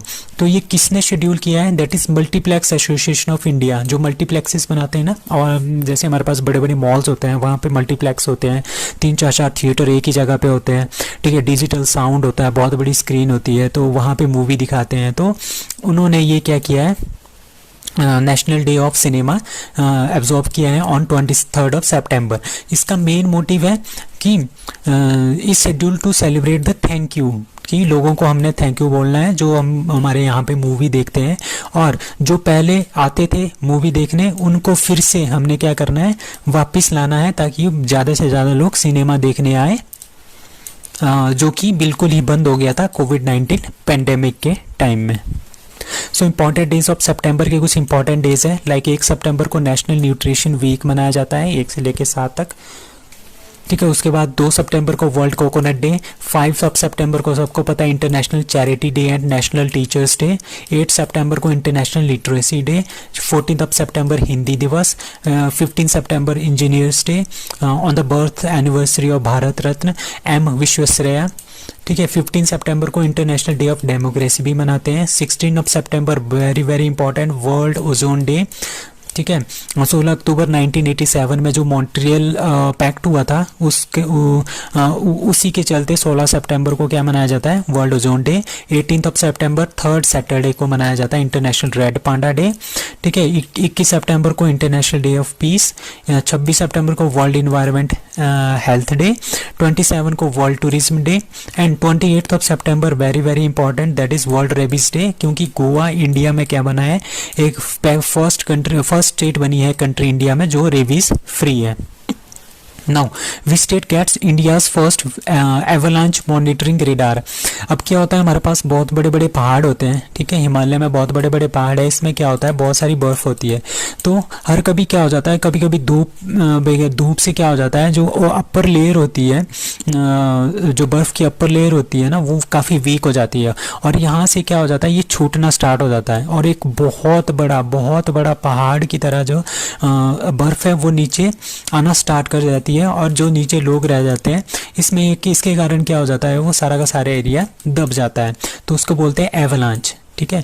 तो उसको डिटेक्ट करने के लिए, पहले ही डिटेक्ट करने के लिए हमने एक रेडार यूज़ किया है, वो जो कि इंडिया का पहला रेडार है जो कि यूज़ किया गया है कहाँ पे, सिक्किम में। ठीक है। तो Indian army the defence Jio informatics and research establishment DGRE ने इसको बनाया है। इन्होंने इंस्टॉल किया है avalanche monitoring radar in north of Sikkim में। तो ये फर्स्ट स्टेट है जहाँ पे हमने एवलांच मॉनिटरिंग रेडार इम्प्लीमेंट किया है। इसमें क्या पता चलेगा, इसमें जैसे जैसे यहाँ से ये छूटना स्टार्ट होगा ना, नीचे से जब ये छूटना स्टार्ट होगा उसके 3 सेकंड पहले ही लोगों को पता चल जाएगा कि ऊपर से एवलांच आ रहा है, तो लोग यहाँ से आपस में साइड हट सकते हैं। Who won the final of Dilip Trophy 2022? That is A, west zone. तो जो हमारे पास वेस्ट जोन है उन्होंने दिलीप ट्रॉफी 2022 जीता है। ठीक है। इसके जो कैप्टन थे वो अजिंक्य रहाणे हैं। ठीक है। और ये SNR college cricket ground in Coimbatore में ये फाइनल हो रहा था और ये फर्स्ट क्लास क्रिकेट होती है इंडिया में। और विजय हजारे 2022 किसने जीता है, इस बार फर्स्ट टाइम जीता है हिमाचल प्रदेश ने। ठीक है। Runner up Tamil Nadu. Ranji Trophy 2022 winner is Madhya Pradesh ने भी फर्स्ट टाइम जीता है। रनर अप वॉज मुंबई जिन्होंने 41 टाइम्स जो है रणजी ट्रॉफी जीती है। IPL 2022 किसने जीता है, 15th एडिशन, दैट इज इसके स्पॉन्सर थे Tata. Winner was Gujarat Titans, first time इन्होंने भी फर्स्ट टाइम जीता है और टोटल टीम्स इस बार कितनी थी, 10। According to Hurun Rich List 2022, how many billionaires does India have? That is B, that is 221। तो इंडिया के पास 221 बिलियनियर्स हैं टोटल। तो यंगेस्ट बिलियनियर कौन है इंडिया का, दिवलिया वोरा हमारे पास यंगेस्ट बिलियनियर ऑफ इंडिया है, वो जो कि 19 साल के हैं और इनके पार्टनर हैं आदित्य पलीचा। ठीक है। 20 ईयर्स की। तो अभी कोरोना के टाइम में क्या हुआ था, फूड डिलीवरी या कुछ और सामान की डिलीवरीज वगैरह होती है, तो उन्होंने एक डिलीवरी स्टार्टअप स्टार्ट किया था, उसका नाम था जेप्टो। तो वो काफ़ी उनका चल पड़ा है और वो बिलियनियर की लिस्ट में आ गए हैं। ठीक है। रिचेस्ट कौन है, और Gautam Adani first richest, second richest Mukesh Ambani, Cyrus Poonawalla as at third place. Pharma, कौन सा सेक्टर सबसे ज़्यादा बिलियनियर्स प्रोवाइड कर रहा है इंडिया में, दैट इज़ फार्मा सेक्टर, क्योंकि कोविड-19 की वजह से फार्मा सेक्टर का बूस्टअप हो गया है, जिसकी वजह से फार्मा सेक्टर क्या हो गया, फार्मा सेक्टर में सबसे ज़्यादा जो बिलियनियर्स हैं 126 वो फार्मा सेक्टर से हैं। मोस्ट नंबर ऑफ बिलियनियर्स कहाँ के हैं, दैट इज़ मुंबई में सबसे ज़्यादा है, फिर दिल्ली, फिर बेंगलुरु। हु लॉन्च्ड हमार बेटी हमार मान कैंपेन, दैट इज छत्तीसगढ़। सो छत्तीसगढ़ ने क्या किया है, हमार बेटी हमार मान कैंपेन जो है वो लॉन्च किया गया है। ठीक है। क्यों किया गया है, जो स्कूल और कॉलेज की जो लड़कियां हैं, गर्ल्स हैं, उनकी सेफ्टी के लिए उनको हम क्या करेंगे, उनको अवेयर करेंगे कि किस किस तरह के हमारे पास वुमेन से रिलेटेड क्राइम है और आगे जाके वो क्राइम जो है वो फेस कर सकते हैं, उससे उनको बचाना। ठीक है। Like bad touch, good touch और जो साइबर क्राइम क्राइम्स है और दूसरे जितने भी क्राइम्स हैं उनसे रिलेटेड जो भी क्राइम्स हैं उनको क्या करना है, उसके लिए अवेयर करवाना है। ठीक है, तो ये किसने किया है, छत्तीसगढ़ गवर्नमेंट ने। That is Hamar Beti Hamar Maan, that is our daughter our honour. तो चीफ मिनिस्टर कौन है छत्तीसगढ़ के, that is Bhupesh Baghel. So Chhattisgarh की capital that is Raipur, Chhattisgarh के CM that is Bhupesh Baghel और छत्तीसगढ़ के गवर्नर है Anusuiya Uikey. Amazon tie up with which company to establish its first solar project in India? अभी कुछ दिन पहले हमने पढ़ा था कि जो Amazon इंडिया है वो क्या कर रहा है, वो एक सोलर पावर प्लांट जो है वो बना रहा है। कहाँ पे, राजस्थान में। ठीक है, राजस्थान में सोलर पावर प्लांट जो बना रहा है, ये इनका सबसे पहला पावर प्लांट है। ठीक है, अब ये इन्होंने टाई अप किया है किस कंपनी के साथ, that is amp energy. Amp energy हमारे पास एक रिन्यूएबल एनर्जी बनाती है ये वाली कंपनी। तो अमेजन ने इनके साथ क्या कर दिया है, टाई अप कर लिया है। So Amazon establishing its first project in India. ठीक है, और ये सोलर प्रोजेक्ट है कहाँ पे, दैट इज़ इन राजस्थान में। इस पावर प्रोजेक्ट में हमारे पास 3 सोलर पावर प्लांट्स होंगे। ठीक है, टोटल ये 3 होंगे ऑफ 420 मेगावाट। एक 100 मेगावाट का होगा, एक 210 मेगावाट का होगा और तीसरा 110 मेगावाट का होगा। जो ये 100 मेगावाट वाला है इसके लिए अमेजन ने टाई अप किया है किसके साथ, एम्प एनर्जी के साथ। और जो 210 मेगावाट का है उसके साथ किया है रिन्यू पावर के साथ इन्होंने टाई अप किया है। और 110 जो मेगावाट वाला तीसरा प्रोजेक्ट है वो किया है, वो अमेजन ने टाई अप किया है किसके साथ, ब्रुकफील्ड रिन्यूएबल के साथ। तो ये 3 प्रोजेक्ट है और ये टोटल बनाता है हमारे पास 420 मेगावाट का सोलर पावर प्लांट। तो ये कहाँ पे है, that is in Rajasthan. So Amazon के founder that is Jeff Bezos और आजकल अमेजन के सीईओ है Andy Jassy. Now, breakthrough prize 2023 in mathematics is awarded to that is Daniel A. Spielman। तो इनको क्या मिला है, डेनियल ए स्पाइलमैन को क्या मिला है, मैथमेटिक्स में ये अवार्ड मिला है, ब्रेक थ्रू प्राइज़। अभी हमने कुछ दिन पहले पढ़ा था कि ब्रेक थ्रू प्राइज़ जो है 2023 का नाम क्या रखा है, that is Oscars of science.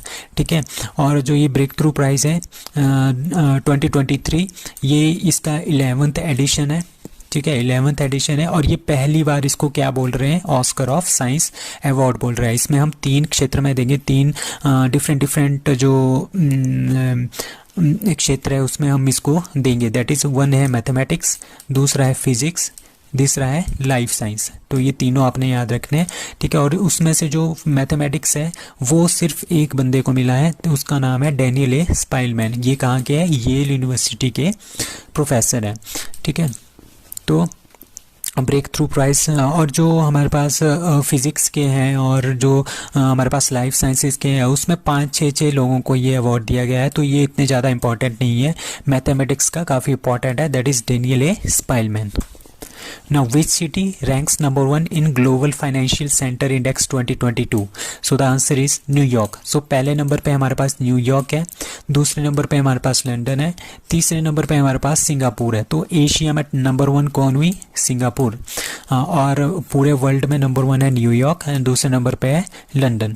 सो हमारे पास इंडिया कहाँ पे रैंक करता है, इंडिया का रैंक आया है 68th दैट इज़ दिल्ली और 70th दैट इज़ मुंबई।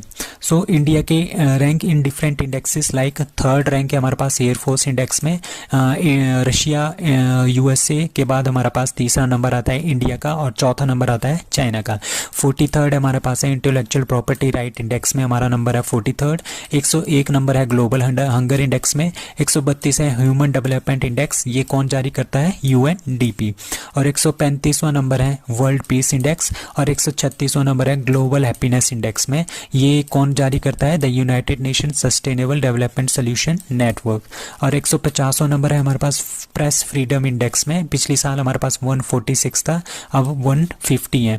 ठीक है, ये कौन जारी करता है, रिपोर्टर्स विदाउट बॉर्डर्स। और 180th लास्ट नंबर हमारे पास है एनवायरमेंटल परफॉर्मेंस इंडेक्स में, हम टोटल जितनी 180 कंट्रीज थी इसमें हमारे पास सबसे लास्ट नंबर है 180th। To stop child marriage Aliva is launched by that is Orissa. तो उड़ीसा ने क्या किया है, उड़ीसा की एक डिस्ट्रिक्ट है उसका नाम है न्यागढ़। नयागढ़, उन्होंने क्या किया है, उन्होंने लॉन्च किया है हमारे पास एक अलीवा नाम की पहल, ठीक है। तो ये जनवरी में इन्होंने लॉन्च कर दिया गया था, ठीक है। तो ये उड़ीसा गवर्नमेंट की पहल है, कहाँ पे, नयागढ़ डिस्ट्रिक्ट में। तो उन्होंने क्या किया है, एक 100 पेज का एक रजिस्टर बनाएंगे, ठीक है। सबसे पहले ये क्या बनाएंगे, 100 पेज का एक रजिस्टर बनाएंगे। इसमें हमारे पास जितनी भी लड़कियां हैं, जितनी भी छोटी छोटी लड़कियां हैं, उनकी एज, उनकी एड्रेस, उनका एजुकेशनल स्टेटस, आधार कार्ड, कॉन्टैक्ट नंबर, ठीक है, कितने 48,642 एडोल्सेंट गर्ल्स का ये सारा का सारा डाटा यहाँ पे होगा। और ये सारा का सारा डाटा कौन करेगा, आंगनवाड़ी के जो कार्यकर्ता है वो इस डाटा को देखेंगे, और वो उनका ये बनता है कि जो ये लड़कियां हैं ये क्या होंगे, stop child marriage. Child marriage मतलब कि 18 साल से नीचे अगर इनकी एज है तो ये इनकी शादी नहीं होनी चाहिए। तो ये कौन कर रहा है, that is Orissa government, that is Nayagarh district में। So festival of Orissa, Orissa के कुछ फेस्टिवल्स हैं like Nuakhai, Dhanu Jatra and Rajaparba.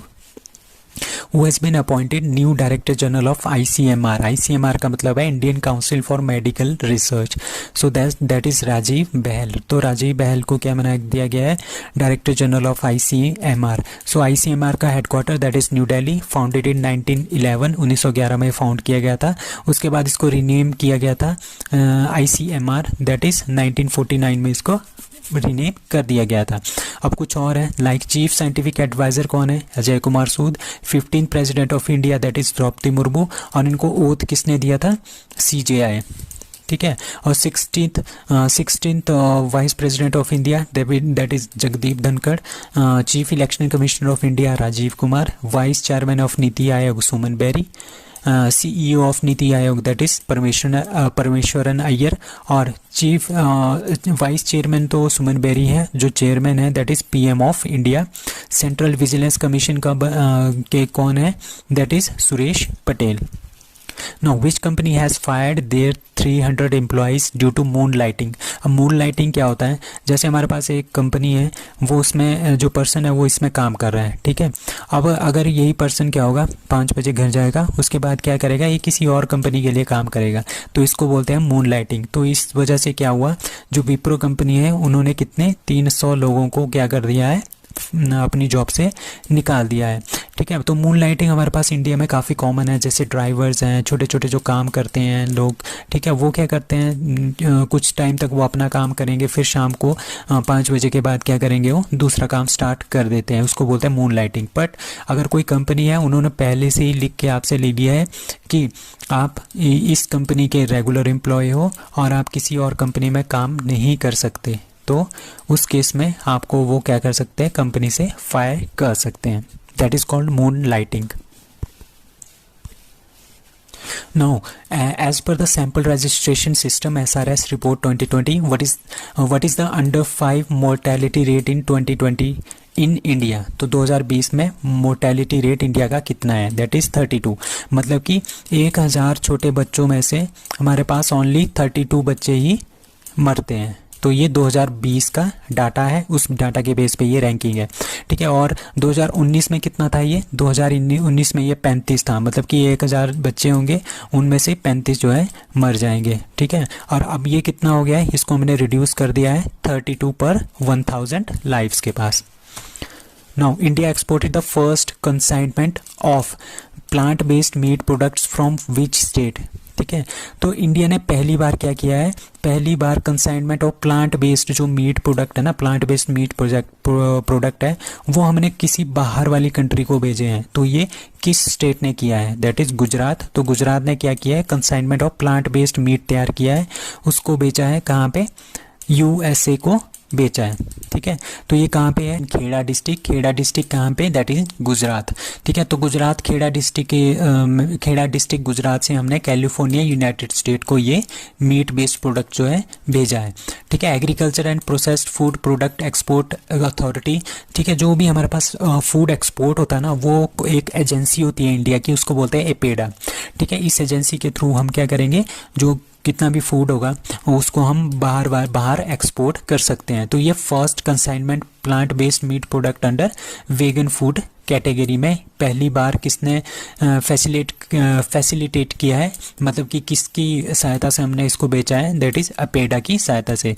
APEDA has plan to promote a variety of vegan food, मतलब कि हम बहुत सारा जो वेगन फूड है, ठीक है, उसको कहाँ पे एक्सपोर्ट करेंगे, that is Australia, Israel, New Zealand and other. तो ये प्लानिंग अभी चल रही है। ऑपरेशन मेघ चक्र is launched by that is CBI. तो सीबीआई ने क्या किया है, ऑपरेशन मेघ चक्र जो है उसको लॉन्च किया है। ठीक है, इसका मेन एम क्या है, इसका मेन एम है कि जो चाइल्ड सेक्सुअल का अब्यूज़ हो रहा है, ठीक है, उसको रिड्यूस करना है। तो इसमें क्या करेंगे, एक आजकल क्या हो रहा है इंटरनेट में काफ़ी ज़्यादा जो है पॉर्न साइट्स में क्या हो रहा है, चाइल्ड सेक्सुअल अब्यूज़ का काफ़ी ज़्यादा जो है मटेरियल है। ठीक है, तो मेघ चक्र सीबीआई इस मेघ चक्र के थ्रू क्या करेगी, जितना भी ये डाटा है इसको रिमूव करने की ट्राई करेगी, और जो इसमें कल्प्रिट्स हैं उनको क्या करेंगे, अरेस्ट करने का काम करेंगे। ठीक है, that is online circulation, downloading and transmission of child sexual abuse material. ठीक है, तो ये क्लाउड बेस्ड एक स्टोरेज होगा। ठीक है, उसको रिमूव करना ये किसका काम है, सीबीआई का, with the help of that is Megh Chakra operation. अब कुछ और ऑपरेशंस हैं like operation Ganga to bring back students from Ukraine during Ukraine crisis. ठीक है, ऑपरेशन मेघदूत 1984 में स्टार्ट हुआ था to win the Siachen glaciers पे जो अटैक हुआ था वहाँ पे। ठीक है, operation polo to capture Hyderabad from the Nizam in 1947 and operation zero hour क्या हुआ, जिस दिन क्विट इंडिया मूवमेंट स्टार्ट होना था, दैट इज़ 8 अगस्त 1942। ठीक है, तो 7 अगस्त की रात को 12 बजे, ठीक है, 12 बजे क्या किया इन्होंने, ऑपरेशन जीरो आवर स्टार्ट किया था। Operation Parivartan to stop the cultivation of ganja by Andhra Pradesh government. Operation Sankalp to protect Gulf countries, उसमें कौन सा आईएनएस हमने अपॉइंट किया था, that is INS Talwar. Operation Devi Shakti to bring back students from Afghanistan during Afghanistan crisis and Operation Vijay to win the Kargil war.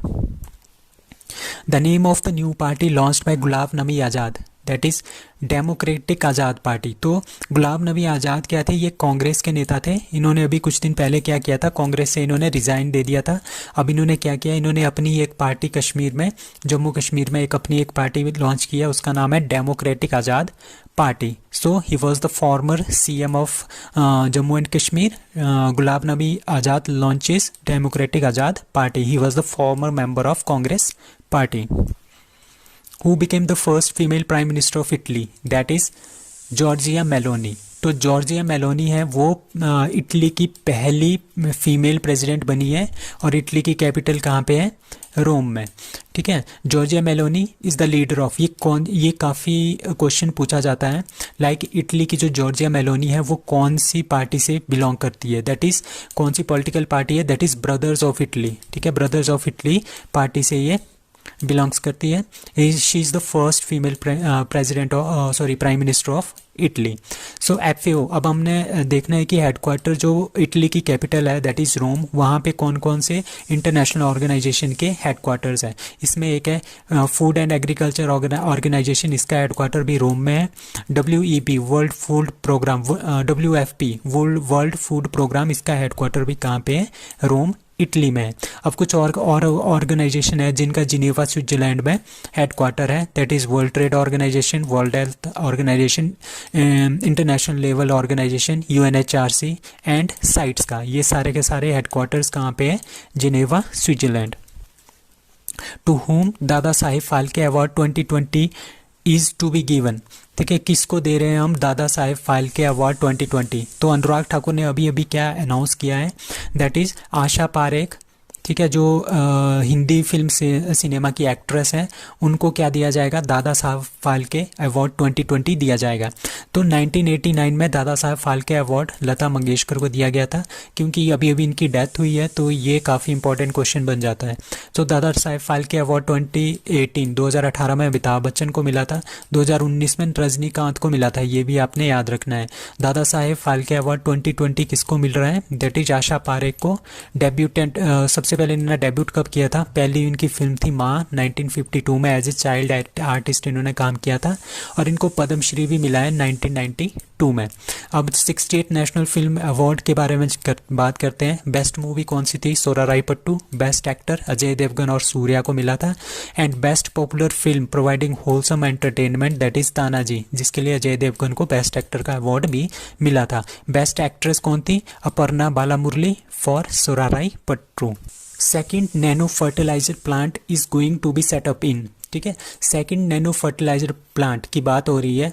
तो first, हम पहले की बात करते हैं। फर्स्ट कहाँ पे हुआ था? फर्स्ट हुआ था गुजरात में। गुजरात में एक जगह है, उसका नाम है कलोल, ठीक है, वहाँ पे सबसे पहला नैनो फर्टिलाइजर प्लांट खोला गया था। उसको बोला था हमने नैनो यूरिया प्लांट, ठीक है। तो अब दूसरा कहाँ पे खुला है? दैट इज़ प्रयागराज में। प्रयागराज कहाँ पे? यूपी में।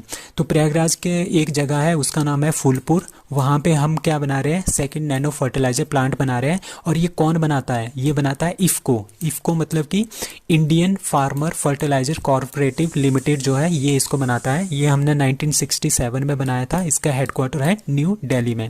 अब कुछ और क्वेश्चन है यूपी से related. First para badminton academy of India that is Lucknow में। फर्स्ट नाइट सफारी वो भी लखनऊ में, सिंगापुर की तर्ज पे ये बना हुआ है। First tourism capital of Shanghai corporation organisation that is Varanasi. और 2023 में इसके एससीओ की बैठक कहाँ पे हो रही है? इंडिया में। अभी 2022 में हुई थी उज्बेकिस्तान में, समरकंद उज्बेकिस्तान में। और इंडिया और पाकिस्तान 2017 में इसके मेंबर बने थे। और लेटेस्ट जो मेंबर है वो है ईरान एससीओ का, ठीक है। BrahMos manufacturing plant that is in Lucknow. First Amrit Sarovar जो है इंडिया की, दैट इज़ रामपुर में बना था यूपी में। और अमृत सरोवर के केस में यूपी सबसे फास्ट कंट्री है, सबसे पहली स्टेट है जिन्होंने काफ़ी अच्छे तरह से इसको इम्प्लीमेंट किया है। So the 9 day festival Bathukamma started in, तो हमने पढ़ा था कि बथुकम्बा जो है वो कहाँ पे होता है? बथुकम्बा जो है वो तेलंगाना का एक फेस्टिवल है, ठीक है। बथुकम्बा, तो ये 9 डे है, 9 डे फेस्टिवल है, ये आपने ध्यान रखना है। बथुकम्बा इज ऑफ तेलंगाना, ठीक है। इसका मतलब क्या होता है? इसका मतलब होता है फेस्टिवल ऑफ लाइफ। और क्यों इसको सेलिब्रेट करते हैं? क्योंकि उस टाइम क्या होता है, बहुत सारी हमने फसलें काटी होती है, तो नया अनाज निकलता है, तो उसके रिलेटेड ये जो फेस्टिवल है इसको मनाते हैं। अब कुछ और फेस्टिवल्स हैं इंडिया के बहुत ही important festivals, like Thrissur Pooram that is of Kerala, Sarhul festival Jharkhand का very very important, Kharchi festival Tripura का very very important, Thaipusam that is of Tamil Nadu, Bathukamma is of Telangana, यहाँ पे तेलंगाना कर देना, तेलंगाना, ठीक है। Hornbill festival of Nagaland, cherry blossom festival Shillong Meghalaya, Maru festival Jaisalmer Rajasthan, पांग लहाब सोल फेस्टिवल ये भी कुछ दिन पहले हमने पढ़ा था, सिक्किम में होता है। लोसांग फेस्टिवल भी सिक्किम में होता है। लोसर फेस्टिवल लद्दाख का है। नोआखाई फेस्टिवल, धानु जात्रा एंड रज पर्व ये तीनों उड़ीसा के हैं। बोनालू फेस्टिवल तेलंगाना का है। और बथुकम्बा, बोनालू एंड बथुकम्बा दोनों तेलंगाना के हैं। Thaipusam of Tamil Nadu. So what is Nauru? अभी कुछ दिन पहले क्या हुआ? कुछ दिन पहले नहीं, अभी स्टार्टिंग में हमारे पास क्या हो रहा है, फिलीपींस में एक बहुत ही ज़्यादा खतरनाक टाइफून आ रहा है, उसका नाम है नोरू। सो इसका नाम है सुपर टाइफून नोरू। तो ये इसका अफेक्टेड एरिया है, फिलीपींस में इसने बहुत डैमेज किया है और अब चाइना की तरफ ये जा रहा है। अभी क्या कर रहे हैं हम, अभी हमारे पास एक तोकाते नाम का एक साइक्लोन आया था अरेबियन सी में, ठीक है। तोकाते हमारे पास यहाँ पे आया था अरेबियन सी में।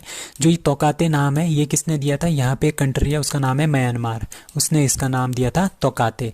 अब यहाँ पे क्या है? यहाँ पे है श्रीलंका। अब असनी आया था यहाँ पे बे ऑफ बंगाल में, ठीक है, बे ऑफ बंगाल में आया था, उसका नाम किसने दिया था?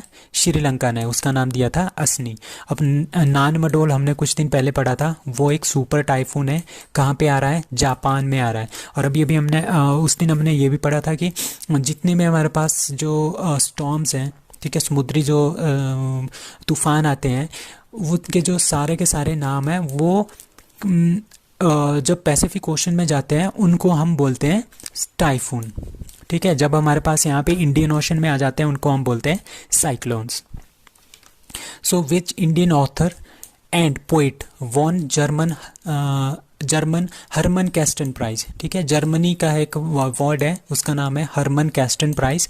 वो किसने किसने जीता है? वो एक इंडियन ऑथर है एंड एक पोइट है, दैट इज मीना कंडासामी, ठीक है। मीना कंडासामी को क्या मिला है? She is an Indian author and poet won German Hermann Kesten prize, ठीक है, मीना कंडासामी, ठीक है। तो ये कौन दे रहा है? That is PEN centre in Germany, Darmstadt, ये इसको दे रहे हैं, ठीक है। कंडास्वामी इज़ अ फेमिनिस्ट, ये फेमिनिस्ट है और एंटी कास्ट एक्टिविस्ट है, ठीक है, मतलब कि फीमेल की ये रक्षा करने के लिए आगे रहती है, एंड एंटी के कास्ट मतलब कि जो कास्ट से रिलेटेड प्रॉब्लम्स हैं उनसे ये उनको रिमूव करने के लिए काम करती है, ठीक है। जैसे हमारे पास जिस तरह के इश्यूज़ हैं हमारे पास इंडिया में, लाइक जेंडर, मतलब पूरे वर्ल्ड में, like gender gap, caste relative sexuality, और क्या होता है, और जिस तरह से हमारे पास ब्राह्मण जो हमारे पास मानते हैं अपने आप को कि वो बहुत ही हाई क्लास के हैं, तो उनके रिलेटिव जो चीज़ें हैं वो रिजॉल्व करने के लिए ये काम करती हैं। बहुत सारी इन्होंने इसके लिए राइटिंग भी की है, पोइट्री भी की हुई है। Who won the first ever Queen Elizabeth II women of the year award?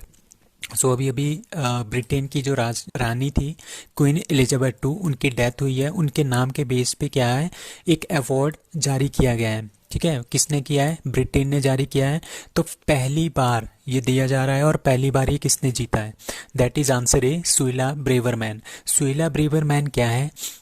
ये हमारे पास इंडियन ओरिजिन है, होम सेक्रेटरी है आजकल, ठीक है, लिज ट्रस की गवर्नमेंट है वहाँ पे, ठीक है। तो उनकी ये क्या है? होम सेक्रेटरी है सुइला ब्रेवरमैन। इनको मिल रहा है first ever Queen Elizabeth II women of the year award. ये काफ़ी इंपॉर्टेंट अवार्ड है, ठीक है। तो इसके अलावा किस किस को मिल रहा है जो कि इंडियन ओरिजिन के हैं? लाइक हरप्रीत चंडी, हरप्रीत चंडी यूके की है। ये इन्होंने क्या किया था? इन्होंने एक्सपेडिशन किया था, ये गई थी कहाँ पे? Antarctica to the south pole में ये गई थी। तो ये यूके की है, ठीक है, यूके की है, बट ये इंडियन ओरिजिन है, इनको भी ये अवार्ड मिल रहा है। बट जो फर्स्ट वन है, जो सबसे पहला अवार्ड मिलेगा वो मिलेगा सुइला ब्रेवरमैन को।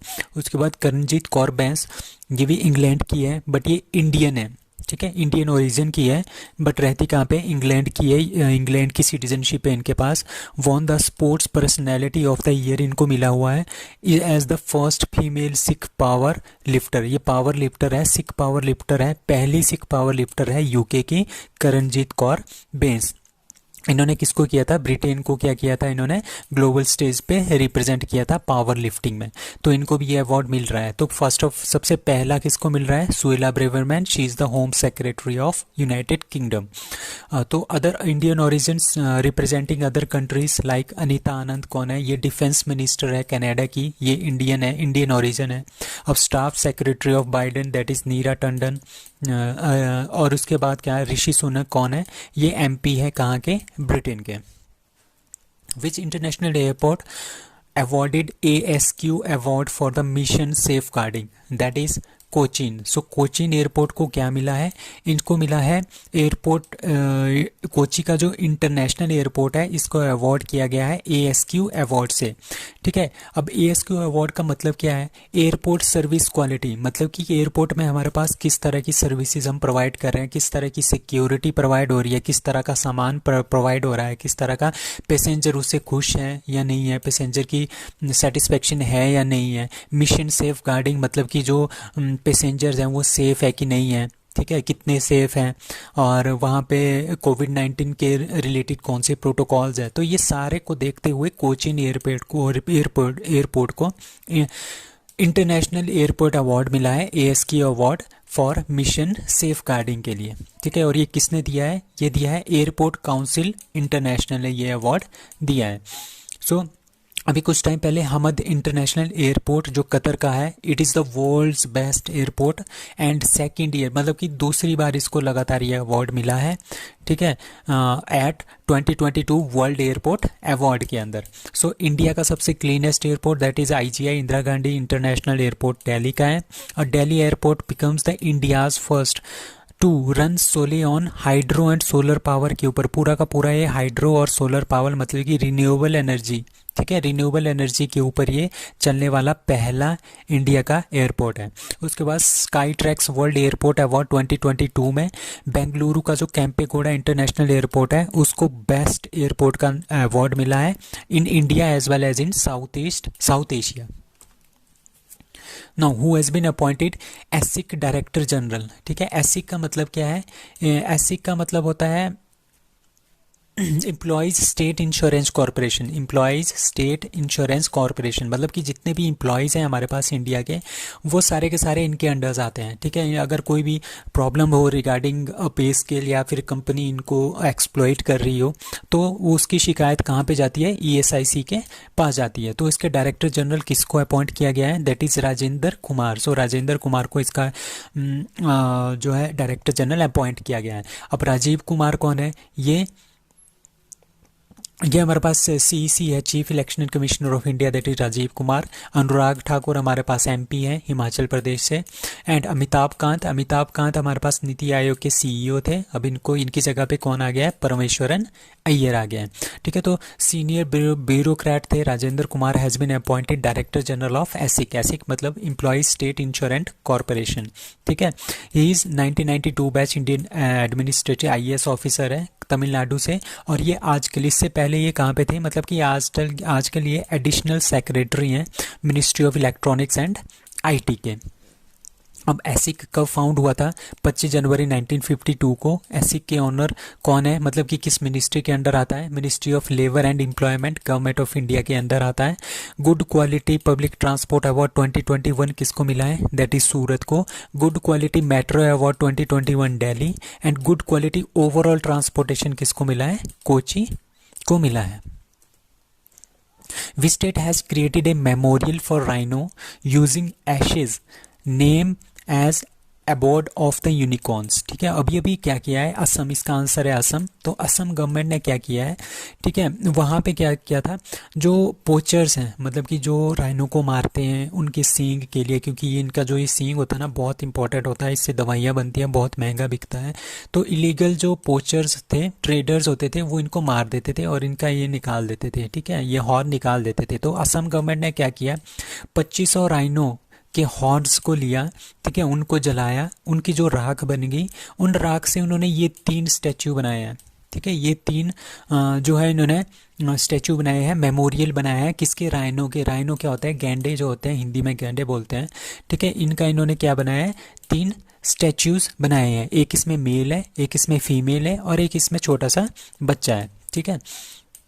तो कहाँ पे बनाया है, ये आसाम में बनाया है। कहाँ पे, काजीरंगा नेशनल पार्क कहाँ पे है, असम में। तो वहाँ पे इनको बनाया है। ये होते हैं वन हॉर्न राइनो बोलते हैं इनको, ये इंडिया में काफ़ी मात्रा में पाए जाते हैं, ठीक है। और इंडिया का सबसे पहला वाइल्ड लाइफ DNA लैब कहाँ पे स्टार्ट हुई है, that is in Nagpur. Newest national park of India, that is Dehing Patkai, Assam में। तो ये इनको बनाने का मकसद बस यही है कि हमने जो राइनो है उनको हमने सेव करना है, क्योंकि ये एंडेंजर्ड स्पीशीज़ में आने वाले हैं, ठीक है, इनकी स्पीशीज़ ख़त्म होने वाली है, इसीलिए हम इसको क्या करेंगे, बचाने के लिए इनका क्या बना रहे हैं, मेमोरियल बनाया है।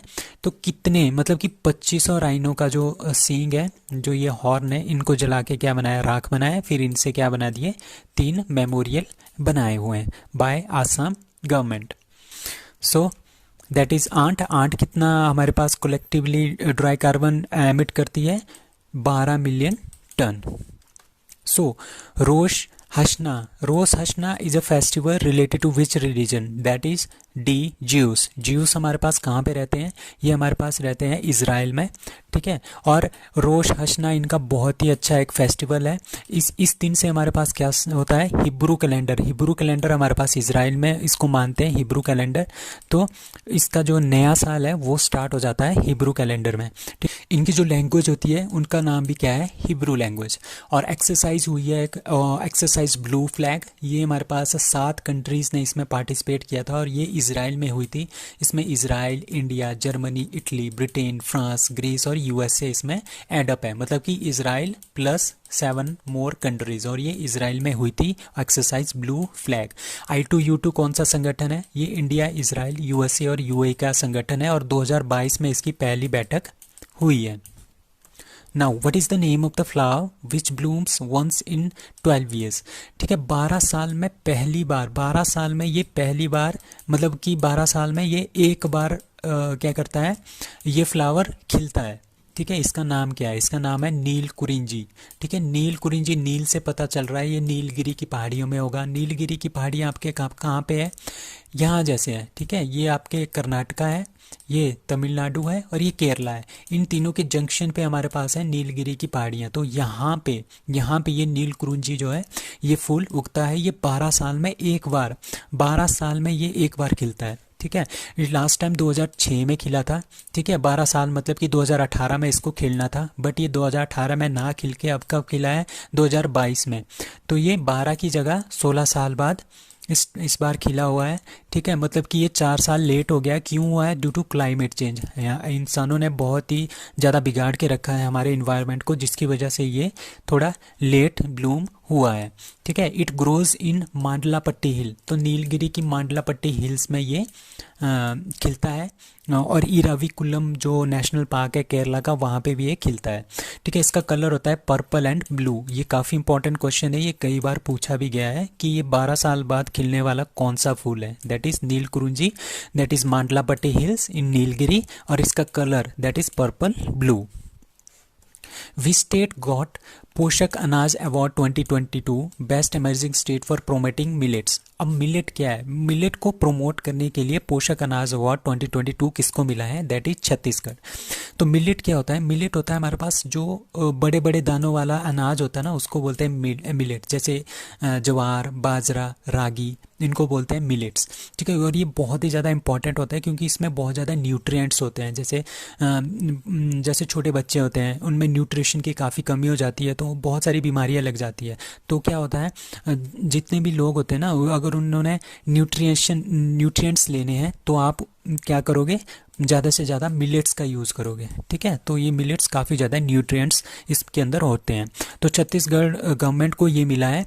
ठीक है, क्यों मिला है, क्योंकि इन्होंने कोडो, कुटकी और रागी, ये 3 जो फसलें हैं ना, इनके पैदावार के लिए इन्होंने बहुत ज़्यादा क्या किया है, काम किया है। और उन्होंने एमएसपी भी ये देते हैं, छत्तीसगढ़ गवर्नमेंट इसके लिए एमएसपी भी देती है, मिनिमम सपोर्ट प्राइस भी ये कोडो, कुटकी और रागी के लिए देती है। Kodo, kutko and ragi have been included in the Rajiv Gandhi Kisan Nyay योजना। इनके एक राजीव गांधी किसान न्याय योजना है, उसके अंदर कोडो, कुटकी एंड रागी, ये तीनों को क्या किया है, इंक्लूड किया गया है।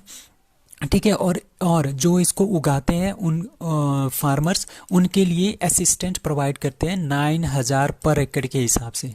ठीक है, 9,000 रुपीज़ पर एकड़ के हिसाब से एक असिस्टेंट उनको प्रोवाइड करते हैं राजीव गांधी किसान न्याय योजना के अंतर्गत। तो ये काफ़ी ज़्यादा छत्तीसगढ़ गवर्नमेंट काफ़ी ज़्यादा अपना जो काफ़ी ज़्यादा ध्यान है वो मिलेट्स के प्रोडक्शन के लिए दे रही है। अब 2023 में मिलेट ऑफ द ईयर हम मना रहे हैं। ठीक है, millet of the year that is 2023। Export readiness award में 2022 किसको मिला है, गुजरात को। And top state food security index 2022 में पहले नंबर पे बिग स्टेट में तमिलनाडु और स्मॉल स्टेट में Manipur. Who launches Jaldoot app. So Jaldoot app किसने लॉन्च किया है, सो इसका आंसर है ministry of rural development. Ministry of Jal Shakti नहीं है इसका आंसर है मिनिस्ट्री ऑफ रूरल डेवलपमेंट। इन्होंने क्या किया है, जलदूत ऐप को जो है इन्होंने लॉन्च किया है। ये क्या होगा, ये एक तरह का क्या होगा, एक ऐप होगा, मोबाइल एप्लीकेशन होगी। उसके थ्रू क्या करेंगे, जैसे हमारे पास कुएँ वगैरह होंगे ना, उसमें हम देखेंगे इस ऐप के थ्रू कि ये कितना इसका वाटर लेवल है, मतलब कि जो ग्राउंड वाटर हमारे पास जो ज़मीन के अंदर वाटर है उसका लेवल कितना है। ठीक है, ये 2 बार नापेंगे, एक मानसून से पहले और मानसून के बाद। और ये कौन करेंगे? जो एनेबल ग्राम रोजगार सहायक मतलब कि जो मनरेगा के लोग हैं वही इसको देखेंगे। तो इसके तरह क्या हो जाएगा, एक तरह का एम्प्लॉयमेंट भी जनरेट हो जाएगा। तो ये किसने किया है? मिनिस्ट्री ऑफ रूरल डेवलपमेंट में। इसमें क्या होगा, पूरी कंट्री में क्या करेंगे, जो गांव होंगे, सभी गांव होंगे, उसमें से 2 और 3 जो कुएं होंगे उनको सेलेक्ट करेंगे और उसमें पानी का लेवल चेक करेंगे before monsoon and after monsoon. So Jal Doot app it is launched by ministry of rural development. So world tourism day is celebrated on that is 27 of September. तो 27 सितंबर को वर्ल्ड टूरिज्म डे मनाया जाता है। ये काफ़ी important question इस बार का, ठीक है। थीम क्या है इसकी? Rethinking tourism. अभी कोविड-19 के चलते क्या हो गया था, कोविड-19 के चलते और रशिया और यूक्रेन की वजह से बहुत ज़्यादा टूरिज्म जो है इफेक्ट हुआ था, जिसकी वजह से श्रीलंका के आज ये हाल है, ठीक है, क्योंकि वहाँ पे कोई भी हमारे पास टूरिस्ट नहीं आ रहे हैं, जिसकी वजह से इनकी इकॉनमी बिल्कुल ज़ीरो हो गई है। तो हमने क्या किया, इसका थीम रखा है रीथिंकिंग टूरिज्म। होस्ट किसने किया है इस बार? इंडोनेशिया ने इसको होस्ट किया है। Started by united nation world tourism organisation ने इसको स्टार्ट किया है। और ये ऑर्गेनाइजेशन फाउंड हुई थी 1975 में और इसका हेडक्वार्टर है मैड्रिड, स्पेन में। It is very very important. Now Nipun Bharat mission, it is related to education, ठीक है। और national tourism day it is celebrated on 25 of January. And travel and tourism development जो रिपोर्ट है उसमें इंडिया की जो रैंक है ओवरऑल वर्ल्ड में that is 54th। Nice who has been appointed new attorney general of India that is R Venkataramani. R Venkataramani को क्या किया है, new attorney general of India appoint किया गया है बाय सेंट्रल गवर्नमेंट, ठीक है। तो जो ये अटॉर्नी जनरल होता है इसको कौन अपॉइंट करता है, ठीक है। जो प्राइम मिनिस्टर होता है वो क्या करता है, अपनी तरह से एक रिकमेंडेशन देता है कि हमें ये अटॉर्नी जनरल चाहिए। तो फिर वहाँ पे क्या होता है, प्रेसिडेंट को ये अपनी रिकमेंडेशन देता है और जो प्रेसिडेंट है वो उस बंदे को क्या कर देती है, अपॉइंट करती है। तो अटॉर्नी जनरल इस तरह से सेलेक्ट होता है। जो प्रेसिडेंट होगा वही इसको क्या करेगा, अपॉइंट भी करेगा और इसको रिमूव भी कौन करेगा, प्रेसिडेंट ऑफ इंडिया, ठीक है। So article number 76 of Indian constitution, उसमें बोला गया है कि यहाँ पे एक अटॉर्नी जनरल होना चाहिए। अटॉर्नी जनरल क्यों होता है? जैसे हमारे पास एक गवर्नमेंट है, ठीक है, अगर इस सपोज करो गवर्नमेंट के ऊपर बहुत सारे केसेस भी होते रहते हैं, तो इन गवर्नमेंट के बिहाफ पे कौन केस लड़ेगा? वो होता है अटॉर्नी जनरल। वो केस लड़ता है गवर्नमेंट के बिहाफ पे, कहीं पे भी, सुप्रीम कोर्ट में, हाई कोर्ट में, किसी भी कोर्ट में ये जा सकता है। तो it has no fix tenure, इनका कोई भी फिक्स टेन्योर नहीं होता है। AG is not a part of parliament का ये पार्ट नहीं होता, बट ये पार्लियामेंट में बैठ सकता है, ठीक है। और बट वहाँ पे जो वोटिंग होती है वहाँ पे वोटिंग में ये पार्टिसिपेट नहीं कर सकता, पार्लियामेंट में ये बैठ सकता है, ये पार्लियामेंट का पार्ट भी नहीं होता, ठीक है। तो आर वेंकटरमन्ना इनको क्या किया है, न्यू अटॉर्नी जनरल अपॉइंट किया है। ये बॉर्न हुए थे पौंडीचेरी में, ठीक है। तो अभी कौन है, अभी हमारे पास जनरल के वेणुगोपाल जी हैं, ही is the attorney general of India. वो 30 सितंबर, आज ये इनका टेन्योर ख़त्म हो गया और कल से कौन बनेंगे, आर वेंकटरमनी हमारे अटॉर्नी जनरल बनेंगे इंडियन गवर्नमेंट के, ठीक है। तो आपने कुछ दिन पहले न्यूज़ सुनी थी कि मुकुल रोहतगी को इन्होंने अप्रोच किया था फिर से, ठीक है। सबसे पहले क्या थे, मुकुल रोहतगी थे, उसके बाद आए गए थे के वेणुगोपाल। अब के वेणुगोपाल की जगह मुकुल रोहतगी को ये अपॉइंट कर रहे थे, पर मुकुल रोहतगी ने मना कर दिया, तो इसकी जगह पे किसको अपॉइंट किया गया, आर वेंकटरमनी को। तो के वेणुगोपाल को कौन सक्सीड करेगा, R Venkataramani. who has been appointed second CDS of India. CDS मतलब चीफ ऑफ डिफेंस स्टाफ, मतलब कि हमारे पास 3 तरह की डिफेंस है, आर्मी, एयरफोर्स और नेवी, ठीक है। इन तीनों के जो चीफ होते हैं वो होते हैं CDS, ठीक है। जो हमारे पास फर्स्ट CDS थे उनका नाम था जनरल बिपिन रावत। अभी कुछ मंथ पहले क्या हुआ, उनका एक हेलीकॉप्टर क्रैश हो गया था नीलगिरी में। नीलगिरी कहाँ पे है, तमिलनाडु के एरिया में। वो ट्रैवल कर रहे थे बाया, ये वाला हेलीकॉप्टर था इंडियन एयरफोर्स का, MI-17 V5 हेलीकॉप्टर में जा रहे थे और उनका क्रैश होके क्या होगी, डेथ हो गई थी। तो उनकी जगह पे किसको अपॉइंट किया है, लेफ्टिनेंट जनरल अनिल चौहान, जो कि रिटायर्ड जनरल है, इनको अपॉइंट किया गया है new chief of defence staff that is CDS by centre, that is Anil Chauhan. तो ये भी हमारे पास यूके के हैं, उत्तराखंड के। और बिपिन रावत भी कहाँ के थे, उत्तराखंड थे। और ये दोनों थे हमारे पास गोरखा रेजिमेंट के। तो आर्मी स्टाफ के चीफ कौन है, general Manoj Mukund. Naval staff के एडमायरल करमबीर सिंह। और एयर स्टाफ के मार्शल राकेश कुमार सिंह बहादुरिया।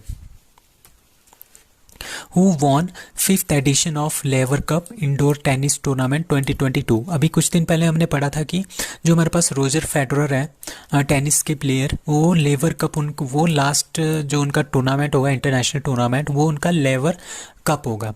ठीक है, तो लेवर कप वही है। तो इसको किसने जीता है, इसको जीता है answer is C, that is team world. तो टीम वर्ल्ड ने इसको जीता है। इसमें हमारे पास दो ही टीमें होती है, एक टीम वर्ल्ड होती है, एक टीम यूरोप होती है। अब जो टीम यूरोप होती है ना, उसमें जितनी भी यूरोप के टेनिस प्लेयर होंगे, बहुत ही तगड़े तगड़े टेनिस प्लेयर होंगे, वो इसमें टीम यूरोप में आएंगे। और टीम वर्ल्ड दूसरी टीम होगी जिसमें कि पूरे वर्ल्ड के, मतलब कि यूरोप के अलावा जैसे एशिया हो गया, अफ्रीका हो गया, नॉर्थ अमेरिका, साउथ अमेरिका हो गया, तो वो एक टीम बनाएंगे, उसको बोलेंगे टीम वर्ल्ड। तो ये दोनों खेलती है। तो इस बार पहली बार टीम वर्ल्ड ने ये कप जीता है, Laver cup 2022 for the first time. ठीक है, तो उन्होंने 13-8 से टीम यूरोप को हरा दिया है Laver cup indoor tennis tournament में। अब हमारे पास जो टीम वर्ल्ड के प्लेयर थे वो थे Francis Tiafoe and Felix Auger. ये टीम वर्ल्ड के प्लेयर थे। इन्होंने जो डिफीट किया है वो डिफीट किया है स्टेफानोस टी एंड नोवाक जोकोविच, इन दोनों को हराया है। ये टीम यूरोप के दो बंदे थे। अब देखो जो टीम यूरोप है उसमें हमारे पास बहुत ही बड़े बड़े नाम थे, नोवाक जोकोविच, Rafael Nadal, Roger Federer, Andy Murray, ये सारे के सारे टीम यूरोप में थे। और जो दूसरे हैं कम नाम जिनका टेनिस में है, वो सारे हमारे पास किस में थे, टीम वर्ल्ड में थे। बट टीम वर्ल्ड ने फिर भी इनको हरा दिया। सो ऑपरेशन सदर्न रेडीनेस, ठीक है, ऑपरेशन सदर्न रेडीनेस एक ऑपरेशन है। किसने लॉन्च किया है, कंबाइंड मैरीटाइम फोर्सेस ने ये लॉन्च किया है। ये एक्सरसाइज कहाँ पे हो रही है, दैट इज़ साइशेल्स। तो साइशेल्स में ये वाली जो एक्सरसाइज है मैरीटाइम फोर्सेस की एक्सरसाइज है, ये साइशेल्स में हो रही है। अभी साइशेल्स है कहाँ पे, ये इंडियन ओशन में आता है। यहाँ जैसे हमारे पास इंडिया है, उसके नीचे हमारे पास मालदीव्स है। मालदीव्स के इस साइड में, ठीक है, इस साइड में हमारे पास क्या आता है, साइशेल्स आता है। जो ये साइशेल्स है ये एक आइलैंड है। ठीक है, तो डी, आंसर डी है, साइशेल्स में हो रहा है। ये 2 वीक की एक्सरसाइज होगी। ये वर्ल्ड की लार्जेस्ट मल्टीनेशनल नेवल पार्टनरशिप है। जो कंबाइंड मैरीटाइम फोर्सेस है वो इसको ऑर्गेनाइज कर रही है, कहाँ पे, साइशेल्स में। इसमें 34 कंट्रीज पार्टिसिपेट करेंगी इंक्लूडिंग इंडिया। और इंडिया की साइड से आईएनएस सुनियाना ये क्या करेगी, इसमें पार्टिसिपेट करेगी। ये किसने बनाया है, गोवा शिपयार्ड लिमिटेड ने इसको बनाया है ना। कुछ और हमारे पास नेवल शिप्स हैं, like Indian naval ship Satpura, इसने पार्टिसिपेट किया था। रिम्पैक जो एक्सरसाइज हुई थी हवाई आइलैंड में, उसमें आईएनएस विक्रांत, ये हमारे पास कोचिन शिपयार्ड लिमिटेड ने इसको बनाया था। ये इंडिया का फर्स्ट इंडिजीनियस एयरक्राफ्ट कैरियर है। आईएनएस तारागिरी हमने कुछ दिन पहले पढ़ा था। ये छोटा जहाज होता है, शिप होता है, समुद्र के अंदर चलाते हैं इसको। It is made by project 17 A, commission from Mumbai. INS तलवार फॉर मिशन संकल्प के लिए इसका यूज़ किया था। आईएनएस तरकश, याद कुछ दिन पहले हमने किया था कि जो ब्राज़ील है, ब्राज़ील में आईएनएस तरकश जाएगा, वहाँ पे इंडियन ट्राई कलर को अनफ्लर करेगा। ठीक है, रियो में, ब्राज़ील की कैपिटल रियो में। कब जाएगा, 15 अगस्त को ये गया था 2022 में। अब प्रेसिडेंट कलर्स अवार्ड, ये काफ़ी इंपॉर्टेंट क्वेश्चन है, ये पूछा भी गया है काफ़ी time in competitive examinations. Like president colours award 2022 is given to INS Valsura. Now Lata Mangeshkar का जो चौक है is inaugurated at, that is B, Ayodhya. Ayodhya में क्या किया है, सीएम योगी आदित्यनाथ जी ने इनैगुरेट लता मंगेशकर चौक इन्होंने जो है इनैगुरेट किया है। कहाँ पे, अयोध्या नया घाट में। ठीक है, और एक इसके साथ साथ वहाँ पे इन्होंने एक वीणा रखी है। वीणा जो वाद्य यंत्र होता है बजाने वाला, वो भी वहाँ पे रखी है। 14 टन की एक स्टैच्यू टाइप है, वो भी यहाँ पे इंस्टॉल किया है वीणा का। सो लता मंगेशकर का जन्म कब हुआ था, 28 सितंबर 1929 को मध्य प्रदेश में। पद्म विभूषण इनको 1999 में मिला था, भारत रत्न 2001 में। और लीजन ऑफ द ऑनर, ये हाईएस्ट सिविलियन अवार्ड है फ्रांस का, ये किसको मिला है, 2009 में इनको लता मंगेशकर को मिला था। Now, who has been named as Prime Minister of Saudi Arabia? So Saudi Arabia के जो प्राइम मिनिस्टर है वो किसको बनाया गया है? दैट इज़ मोहम्मद बिन सलमान। ठीक है, मोहम्मद बिन सलमान को प्राइम मिनिस्टर बनाया सऊदी अरेबिया का। अब वहाँ के जो किंग है, सऊदी अरेबिया के जो किंग है वो है Salman bin Abdulaziz Al Saud. बेटे हैं, इनके बेटे हैं प्रिंस मोहम्मद बिन सलमान। तो इनको क्या कर दिया है? एज ए प्राइम मिनिस्टर इनको बना दिया है। किसने बनाया है? इनके जो बापूजी हैं सऊदी अरेबिया के king, that is Salman bin Abdulaziz Al Saud, इन्होंने इसको प्राइम मिनिस्टर बना दिया गया है। तो सऊदी अरेबिया के बारे में जानते हैं कुछ। It is the only country, ये हमारे पास एक ही कंट्री है जो कि रेड सी और पर्शियन गल्फ दोनों के साथ बाउंड्री बनाती है। Capital is at Riyadh. Religious places इसमें पता ही है सबको, that is Mecca and Medina आपके सऊदी अरेबिया में है। डेजर्ट इन सऊदी अरेबिया, दो टाइप के डेजर्ट हमारे पास सऊदी अरेबिया में है, दैट इज़ रब अल खाली एंड अल नैफुद। ये आपने ध्यान रखने हैं दोनों desert. Now, fourth tiger reserve in the state of Uttar Pradesh is to be made in, that is, इसका आंसर है D, that is Ranipur wild life sanctuary. ठीक है, रानीपुर वाइल्ड लाइफ सेंचुरी में क्या कर रहे हैं? यूपी का चौथा टाइगर रिजर्व जो है ये बन रहा है यहाँ पे। ठीक है, it will be the first tiger reserve in Bundelkhand के एरिया में, ये पहला टाइगर रिजर्व होगा। ठीक है, और ओवरऑल ये फोर्थ टाइगर रिजर्व है उत्तर प्रदेश का। इसके अलावा कहाँ कहाँ पे हमारे पास टाइगर रिजर्व है? That is Amangarh tiger reserve, Dudhwa tiger reserve, Pilibhit tiger reserve and Ranipur tiger reserve, ये यहाँ पे बन रहा है। Now, Operation Octopus is related to CBI, Intelligence Bureau, NIA, ED, and Interpol. So answer is C, that is NIA or ED. ठीक है, national investigation agency and enforcement directorate, इनका ये क्या है? म्यूचुअल एक ऑपरेशन है, दैट इज़ ऑक्टोपस। ये किस लिए यूज़ किया है? ये इसीलिए यूज़ किया जो PFI है ना, पॉपुलर फ्रंट ऑफ इंडिया, उनके लोगों को पकड़ने के लिए और उनको बैन करने का इनका ऑपरेशन ऑक्टोपस का इसके ऊपर बहुत ही ज़्यादा क्या है इनका रोल है। तो ये अभी क्या किया है, जो हमारे पास ये PFI है, अभी कुछ दिन पहले NIA और ED ने एक सूचना निकाली थी इंटेलिजेंस के थ्रू कि जब बिहार में मोदी जी का जो रैली हो रही थी वहाँ पे अटैक करने के ऊपर, मतलब कि मोदी जी के ऊपर या गवर्नमेंट के ऊपर अटैक करने के लिए PFI ने कुछ षड्यंत्र रचा हुआ था। ठीक है, तो उसके बेस पे क्या कर दिया है, पॉपुलर फ्रंट ऑफ इंडिया जो है उसको 5 साल के लिए क्या कर दिया है, बैन कर दिया है। क्यों? टेरर फंडिंग के चलते, क्योंकि इनको टेररिस्ट से फंडिंग आ रही थी। ठीक है, अलोंग विद PFI के साथ साथ इन्होंने 8 और ऑर्गेनाइजेशन है जो इन्हीं की ऑर्गेनाइजेशन है, like Rehab India foundation, campus front of India, all Indian imam council, national confederation of human rights and organisation, national women's front, junior front, empower India foundation, Rehab foundation of Kerala has also been banned. ये सारे के सारे ban कर दिए हैं। कितने सालों के लिए? 5 सालों के लिए। अब जो ये सिमी है, कुछ साल पहले हमारे पास क्या आया था, 2001 में एक सिमी ऑर्गेनाइजेशन आया था, उसका नाम था student Islamic movement of India. ठीक है, तो उनको भी इसी के चलते कि इनको टेरर फंडिंग हो रही है, इसी के चलते 2001 में इनको भी बैन किया गया था। तो ये जो सिमी है इन्हीं की एक ब्रांच है PFI, तो इसको भी अब क्या कर दिया है, बैन कर दिया है for 5 years। What is VSHORADS?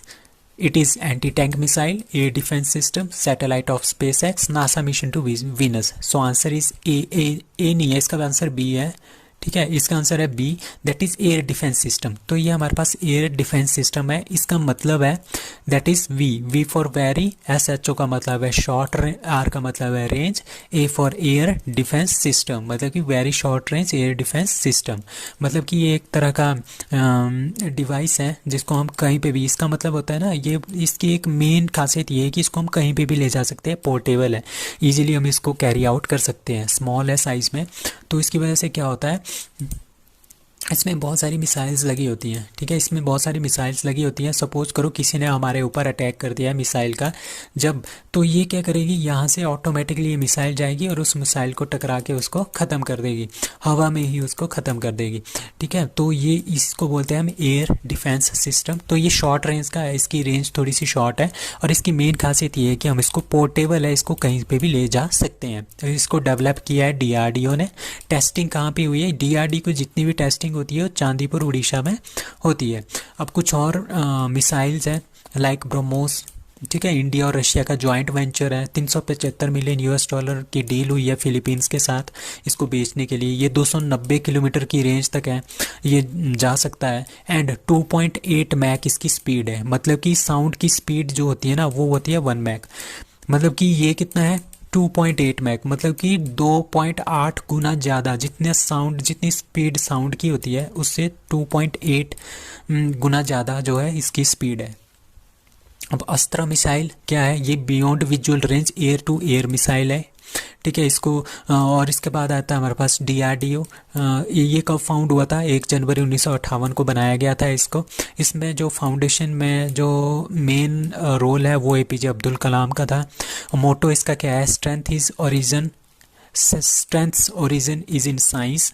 And इसकी एजेंसी क्या है, इसके एग्जीक्यूटिव एजेंसी, मतलब कि इसके एग्जीक्यूटिव कौन है, that is doctor Sameer V Kamath. इससे पहले क्या थे, सतीश रेड्डी जी इसके थे, इसके एग्जीक्यूटिव डायरेक्टर थे, ठीक है। उनको क्या कर दिया, उनको डिफेंस मिनिस्टर ने उसको अपना सलाहकार बना दिया है।